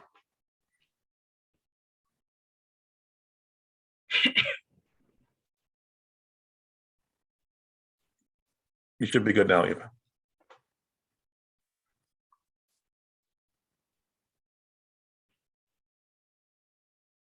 Can you guys hear me okay? All righty. First, I want to say it's been wonderful listening to the presentations, and we are truly thankful for you guys having us. We appreciate it. My name is Alexis McSween. I'm the founder of Youth Construct and also the 100% female owner of Bottom Line Construction and Development. We are a Harlem-based general construction firm, as well as development. We perform services throughout the 5 boroughs. We've been in business for about 11 years and 3 months. What I'm presenting to you, we felt it was extremely important to share. It's near and dear to my heart. It's called Youth Construct. It's a program that teaches architectural, engineering, development, and I'm sorry, I'm nervous. Basically, it's ACED. It's architectural, construction, engineering, and real estate development, and it's exposure to those professions.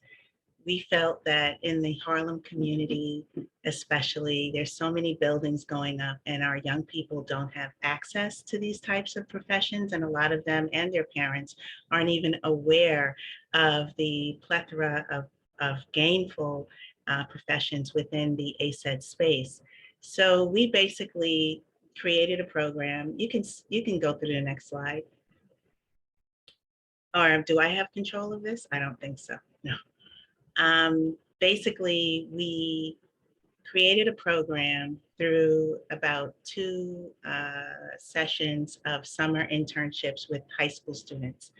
And we realized, in being in business over the past 11 years, that a lot of our young people from our area aren't exposed to even understanding how a building is built. One minute they see dirt, the next minute there's a building up with stores in it and all sorts of stuff. And they really are disconnected from that. So we felt like, let's create a program that'll give them some exposure. And not only exposure, but during the pandemic, or at the beginning, this we started at the beginning of the pandemic, so many kids lost their internships that they were looking forward to. So many kids' lives changed at home. Parents who were gainfully employed were no longer gainfully employed. Kids that were planning on going to higher education actually are in a position where they actually have to work. So we thought, why not give them some exposure to this? Why not give them, you can go through the slides, Eva, you kind of know them like the back of your hand. Why not, these are just projects that we have done throughout Harlem. And we've also exposed our kids to these projects as well. But, you know, we just felt like no one else was doing it in our neighborhoods. And let's give them that opportunity. So in our program, it's a 9-month program. It's 6 months of presentations, education, certifications. They get their OSHA and their SST, which is a highly transferable certification to have. They get their notary, which is also another highly transferable certification to have. And I'm big on that because I'm a benefactor of these types of programs. I heard the gentleman present from Harlem Children's Zone. I've actually hired interns from Harlem Children's Zone in both the high school and the college level. These programs are absolutely phenomenal. And if it were not for them, I would not be here. So I didn't finish high school, but I have 3 degrees, and one of them is a graduate degree from NYU in real estate development and construction. So basically what we're doing with these kids is, next slide. What we're doing with these kids is just exposing them to real life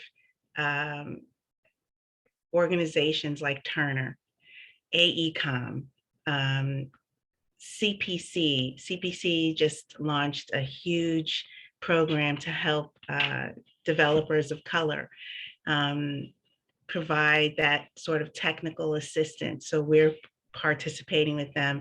We have AECOM, Turner, and CPC who have agreed to take on our students for summer internships.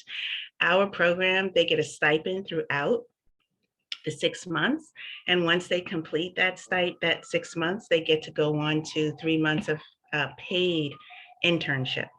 So the principles that we're teaching them are really, if you're familiar, things like project management, things like quality control, things like a project associate, so office engineer. So these are the types of construction related professions that you don't hear a lot about in our high schools, but you do hear a lot about sort of the CTE space, which would be your brick and mortar, right? Plumbing, electrical, and all of those trades are extremely important. But it's also important to give our kids, especially our BIPOC kids in our communities that have historically not had access. When you go into these companies, you don't see a lot of people that look like us. So these presenters that are coming in every week and talking to our kids twice a week, 5 to 7:30, they're really diverse. They're successful. They've had similar backgrounds as our kids, which is extremely important. I hear that a lot on your presentations. You know, it's important to know that somebody else was there and that they've gotten to a space where they're okay. They're not struggling through hard work and perseverance.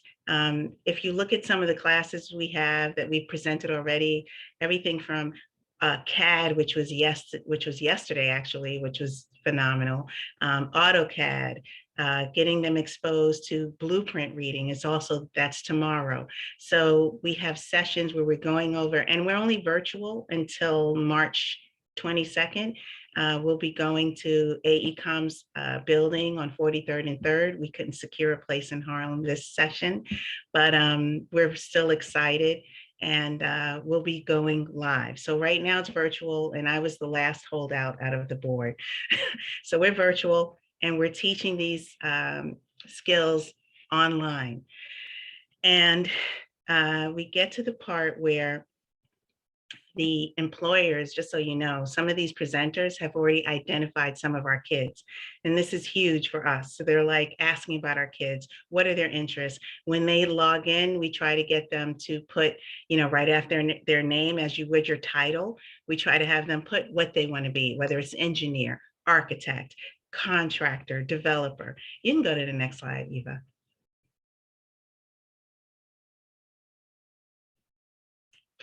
So I sort of broke it down to you. Basically, we're exposing them to the ASED space. We've had about 2 mini cohorts, if you want to call it, just to get an idea of how the young people would respond to our program and some of the content we wanted to teach. We've taken them to, we're almost finished with Victoria Theater on 125th Street. We've had them tour there and spend time with our project manager. We have, we've even gotten them their OSHA 30 and SST already. We've gone over bidding, we've gone over leveling, and all things that they found very valuable and transferable. Next slide. So, like I said, this program, I think, is going to really be successful through its public and private sort of partnerships. To me, it's imperative that the developers that are developing here in Harlem, that they reach back and through whether it's site visits, through sponsorship, through the kids need equipment, that we feel, I think the community board could be somewhat of a voice, and just letting the developers know how valuable this program can be, and that why, if they're developing in our areas, all of our kids should be involved. And we also have kids that are interested in brick and mortar, but felt that this would be a well-rounded exposure to the ASED space. The developers are always looking for, I think they're always presenting to community boards to gain your support. And if you have at the tip of your fingers a program like Youth Construct, this would, I think, be a great way. And we're a great feeder program for other organizations. We work with Strive and several other organizations in the community. And I just think it's just all around great. Next slide. So the career path. So I'm big on that because I've been working since high school. So that was part of the reasons why I did not finish. And, so the kids might graduate, but are they really going for gainful employment? Like, I'm trying to get some of these larger organizations that already do tuition reimbursements for some of our kids who can't, boom, go straight into college, but provide, maybe they are reimbursed for part-time tuition, and just making people aware and letting them know, letting them meet me, letting them know what I've gone through, what some of our kids are going through, especially since the pandemic has really kicked in. And even though they say post-pandemic, technically we're not really in a post-pandemic space. So what's the outlook for these kids? And I think you guys can definitely agree with me that kids need options. And so we're providing those options. We want to get them in front of as many organizations as possible. And some are not all large. Some are architectural firms that are here based in Harlem, engineering firms. So it's just the overall ASED space. They need supplies, they need laptops, they need tablets, they need things that we're raising funds for. So if you guys could sort of be our town crier, that would help. Next slide, Eva. So just to give you, these are some partners to the left of the screen. I mentioned a few of those names.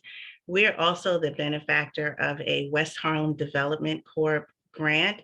It was actually our second grant. Our first one was I Fund Women. This one, West Harlem Development Corp. This grant was huge for us, and it's helping a lot with the stipends. Community Preservation Corp, I mentioned already, National Association of Minority Contractors, where I sit on the board as well.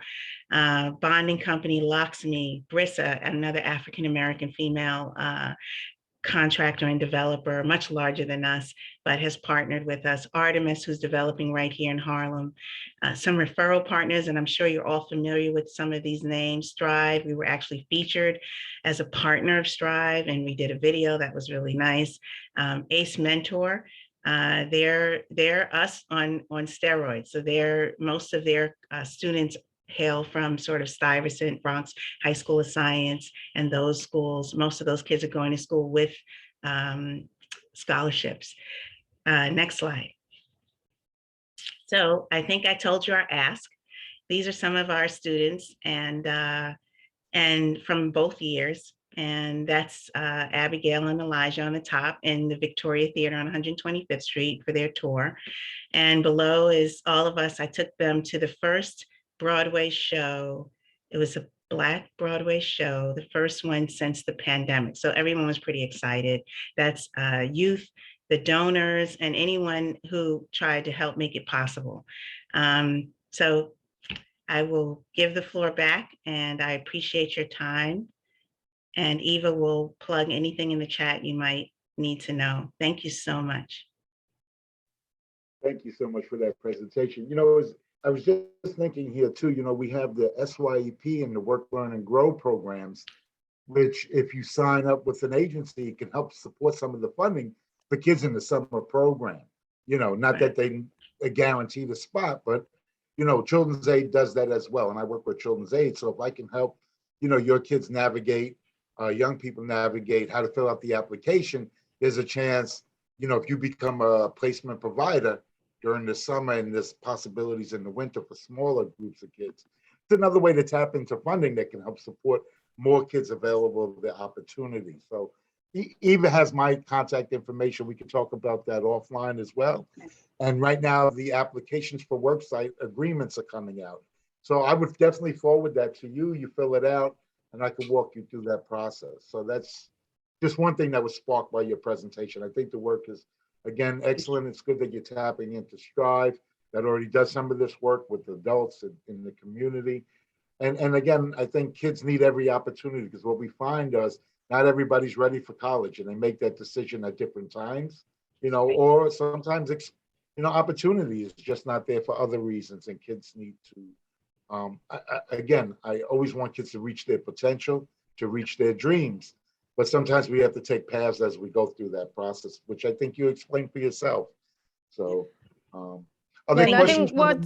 Yeah, Eva, I'm sorry. One thing that's interesting about this program is, I don't know if you all recognize, but some of these firms that are offering internship for our students are some of the biggest construction firm in the US. So I think, you know, unlike a traditional program, we're able to leverage the industry connections that Alexis have to get these really prestigious internships for students that will also provide them with a lifelong network of real estate professionals while they're in the internship. Yeah. Great work. Other questions, members, public? Everybody's on the black squares here. We got to see faces. I like seeing faces. Any other questions? If not, we will continue because it's been a late. Yes, we have one from, I believe, the public. Damaris? Ms. Vasquez? Hi, my name is Damaris Vasquez. I'm the community liaison to State Senator Cordell Clear. I would just ask if the program could put their contact information on the chat. I would really love to introduce this to the senator, and I know we have an initiative coming with, sorry about my kid in the background, with the youth for the summer. We're compiling a list of resources for them, and I would love to include this program in it. Thank you. Thank you. Yes, thank you. And this program, you know, can really provide additional workers for any of the large infrastructure projects that are going to be available in East Harlem, because oftentimes we have real estate projects and we're urging the developers to hire our local residents, and the developers come back to say, well, but I'm having a hard time finding qualified ones. with Second Avenue subway being built, for example, there'll be even more jobs opened. And this program can really help to supply the number of students. And I mean, one thing that I would really love to do next year is to have multiple classes, and maybe we can have one class designated to just, students from Harlem and make it a real local experience. So we would love it if, there's ability to raise funds so we can have a Harlem specific class. Very good. Thank you. I see Angela's hand is up. Angela? Right. This is for youth ages what to what? You're mute, Alexis. 11th and 12th graders Very specific to 11th and 12th graders. for Is now. there something that you know of that would then assist the parents of these children to maybe get these particular skill sets? That's interesting. Well, that's a good question. It's interesting because their parents are so intrigued by the program. So we wanted to serve more, but right now, because of funding, bottom line, my company, we were kind of the only ones. This is our first cohort of students, and we were the ones committed to making it happen regardless of funding. So we were a little trepidatious about extending it beyond, but to your point, a lot of people have contacted us through social media, the website, that are more mature that want to also participate. There are limited programs for people past the age of 24 to get the same set of skills, but somebody 27 would be perfect to do a training and then have those certifications and make themselves viable for employment, especially with all the new building that is taking place not only in our community, but also all over the city. That's the way to go. And we have immigrant populations that might, instead of maybe getting a food cart, could get an OSHA license or an OSHA certification. So just wanted to ask. Thank you. Our partners, no, it's very valid. Our partners are actually, all of those students, we're very good with forwarding those students to organizations like Strive and other organizations, especially throughout Harlem, that provide the OSHA SST, that'll provide facilities management maintenance training. So when they're come to us and they're older, that's usually what we do. And we try to follow up with them too. We'll try to say. Yeah, when we're designing this program, actually, we talk to educators in Harlem and try to understand what is an existing gap. And at that time, we've identified after-school program for high school student being the hardest gap to fill. Yes. That's why Alexis was referring to feeder programs, because there are other existing programs, if the student don't fit our profile, that we can quite easily refer to right now. But I don't think that they have the same. This sounds so much more interesting because I've heard about the other one. I know about other ones, but this one actually seems more comprehensive in the totality of what you are giving them. Well, we're trying to give them options. So life to me is all about options. So if you don't I need to learn how to read a blueprint. That's why we say access, opportunities, and alternatives, because if you don't give access, then you don't know what the options are. So a lot of, even like you said, the parents are like, oh, I didn't know that. What is an office engineer? Do you know what an office engineer is? Did you know that majority of these professions, you don't need a degree? And I didn't know that. They provide high growth. They provide high growth. So if you start out as a construction clerk or an assistant to a PM, there's a path for growth, but it does involve college, but at least it's viable and it's growth oriented. So that's kind of what we've been focusing on.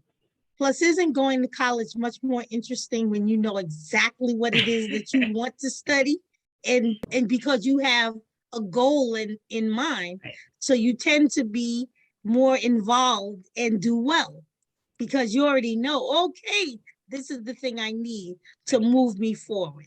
So I appreciate the presentation. Thank you. Thank you. Thank you. And I do share this out in the community. Ava sent me this. I know. Sure, Thank it's you, our Harlem Angela, Career. and so many of the Harlem partners. I mean, honestly, recruiting young people in the last class was a breeze. We sent out a few emails. Everyone has been just helping us to forward, and the students just came. But the sad part is also that without doing much work in recruitment, we already have a lot of students. So that means there is a really high demand for this program. And, you know, our main constraint is just in funding, because the program, the way it's set up, is use a lot of voluntary worker from the construction field. So it's quite scalable. You know, once we get a little bit of capital, we can expand quite quickly. Yeah, well, that's why I was saying maybe try to tap into some of those placements that can provide, you know, for SYP, it's 25 hours in the summer and then 10 to 12 during the winter months as well. So that's like an after school program that, you know, you can introduce to 11th and 12th graders. And, you know, a little stipend goes a long way in a child's hand, as you know. And if you don't have to pay, then somebody else can. Then we create more opportunities for young people. You know, that would I think allow you to sometimes, redirect funding that you receive to other places and start a new cohort. I see you, David. I yes, hear I you. know. Yeah, so we And you don't know, pay we don't pay the internships. We basically, the developers who hire these students pay the internship oh, that's even salary. better. That's Yeah, even so we better. don't even need government subsidies on that front. It's mainly just on administrative expenses. But you know, I'm even thinking like even a summer kind of cohort where you work with a smaller group may expose interest where they didn't even know they had interest without a full commitment to the 9 months, right? So we begin to expose kids and give them opportunities. So yeah, just trying to brainstorm and support you in better ways. And we don't always have to do everything for the adults if it's a program for youth, which I think we're trying to do here, right? So David, those youth, they're from the summer. So those were the summer internships. great. And they were only 3 months.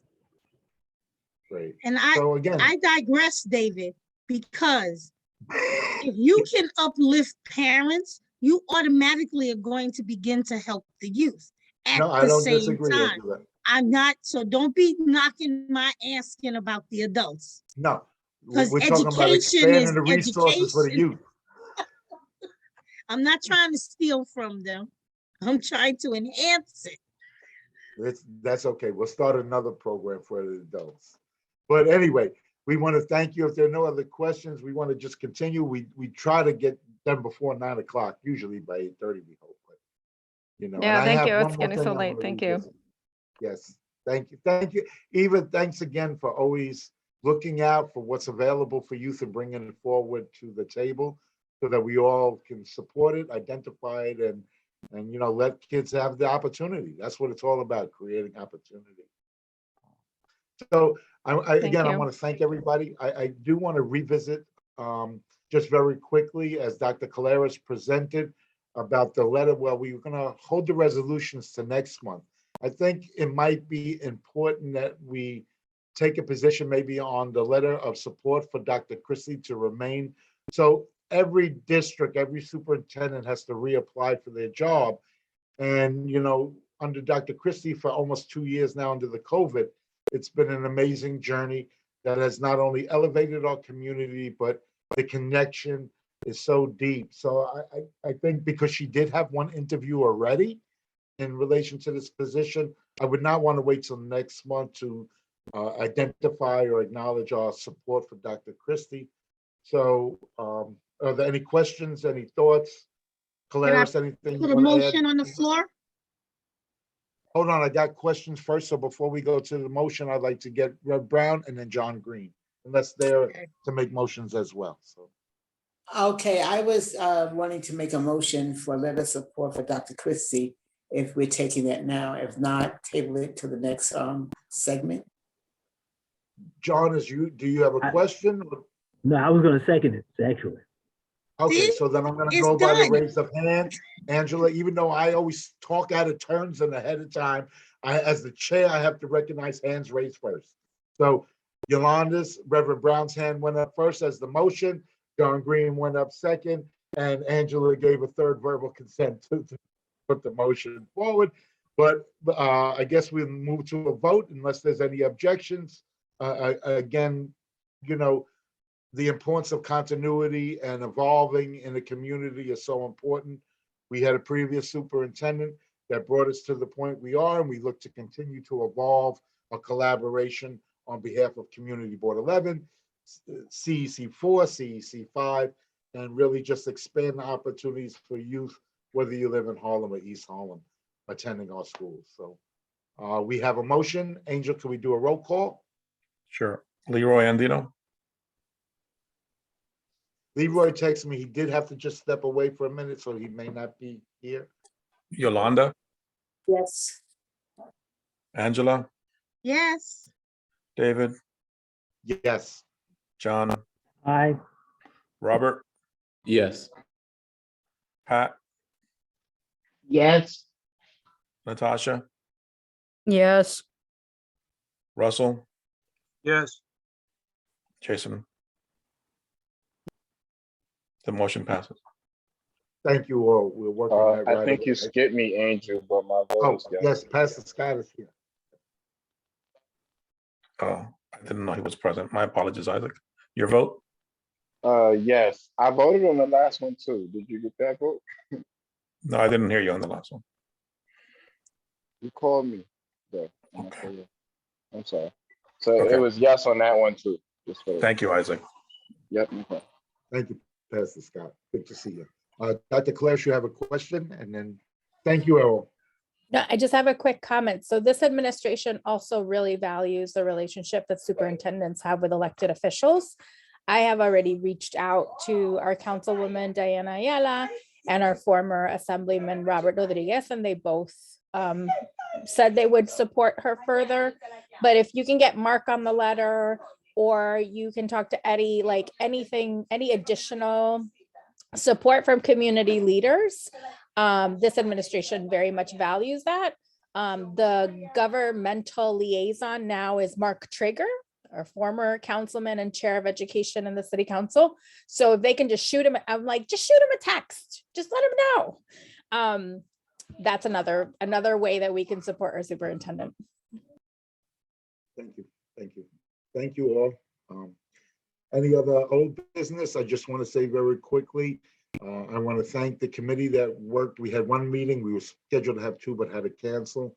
In expanding our youth involvement and participation in the board and on the committee. We continue to move forward. I would like to schedule another meeting with everybody. I did want to do this Monday, but Monday was, yesterday was Valentine's, and we did have to share that with other personal folks. But anyway, if there's any other old business or any other new business, we can adjourn. And thank you for a great meeting. Yes, Mr. Clemens, I'm sorry, I don't have that name correct, but. It's okay. Yeah. I don't know, my video is not working, but yeah, I just wanted to introduce myself really quickly. Some of you probably see me in some of the other committee meetings. My name is Manish Clemens. My organization is called SELA, and we're just a research center that's dedicated to helping the public explore what we can justifiably say about the world we live in. We think that many of the statements that are ushered about civil society, we should explore whether they can be said about civil society or not. And we are looking forward to encouraging the public to think more about that question and to be able to answer it. And we want to participate in working with your committee and some of the other civic bodies to actually think more about that attitude as to whether the statements that are generated about education and civil society and the public issues we deal with are things that can actually be said. And so I've been talking to different committees, and I'm looking forward to talking to and exploring this idea more with the committee as the year goes on. And I just wanted to say hi and good evening.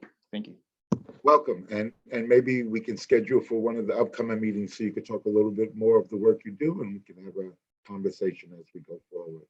Thank you. Thank you very much. Sure. And Ms. Vasquez? Hi again. I just wanted to introduce myself formally as State Senator Cordell Clear's community liaison. And just very quickly, I just wanted to advise that our office is up and running and we are taking constituent services. And currently, just wanted to run by that the senator has 5 bills before the Education Committee. And those are on the website as well. More importantly, if you guys need any more information on what bills those are, I'll be happy to share that information with the chair. Thank you. Thank you. Thank you. Angela, did you have something else? Oh, I had a question because I think my computer, my internet went out and the gentleman was talking and I have no idea what he was talking about. Can I just know what his topic was? Metternich Clemens? Sorry. It's a research center that I created to help the public explore what we can justifiably say about our civil society. And just basically, we want the public to think more about whether the claims we make about civil society and about the issues within it are things that can be said. And we want to encourage, starting with encouraging civic body such as yourself to move in that direction of asking, or at least demanding more from the statements that are used to talk about civil society. It's something called formalized public discourse. It's really, it's a little advanced, but hopefully in the future or so, I can do like a short presentation and kind of tell you what that looks like and how you would go about doing that with your committee functions. So I put my website in the chat, so you can check that out. And then it has my email and everything like that. And expect me at more of the committee meetings. Thank you. thank you. Thank you, Angela. So without further ado, unless there's anything else, we shall end this meeting right before 9 o'clock. David, I have to call the roll. Yes, I know. I was going to read to you, Angela. I'm sorry. Oh, okay. Say my goodbyes. Again, thank you, everybody, for a great meeting. I think it was informative. We got a lot of work done, and I look forward to our continued work. Angel, please call the roll. So, okay. Leroy? Yolanda? Present. Angela? Present. David? Present. John? Out. Robert? Present. Pat? Present. Natasha? President. Isaac? Present. Russell? Present. Jason? You have quorum. thank you all. Have a wonderful evening. See you Tuesday. Good night, all. Night.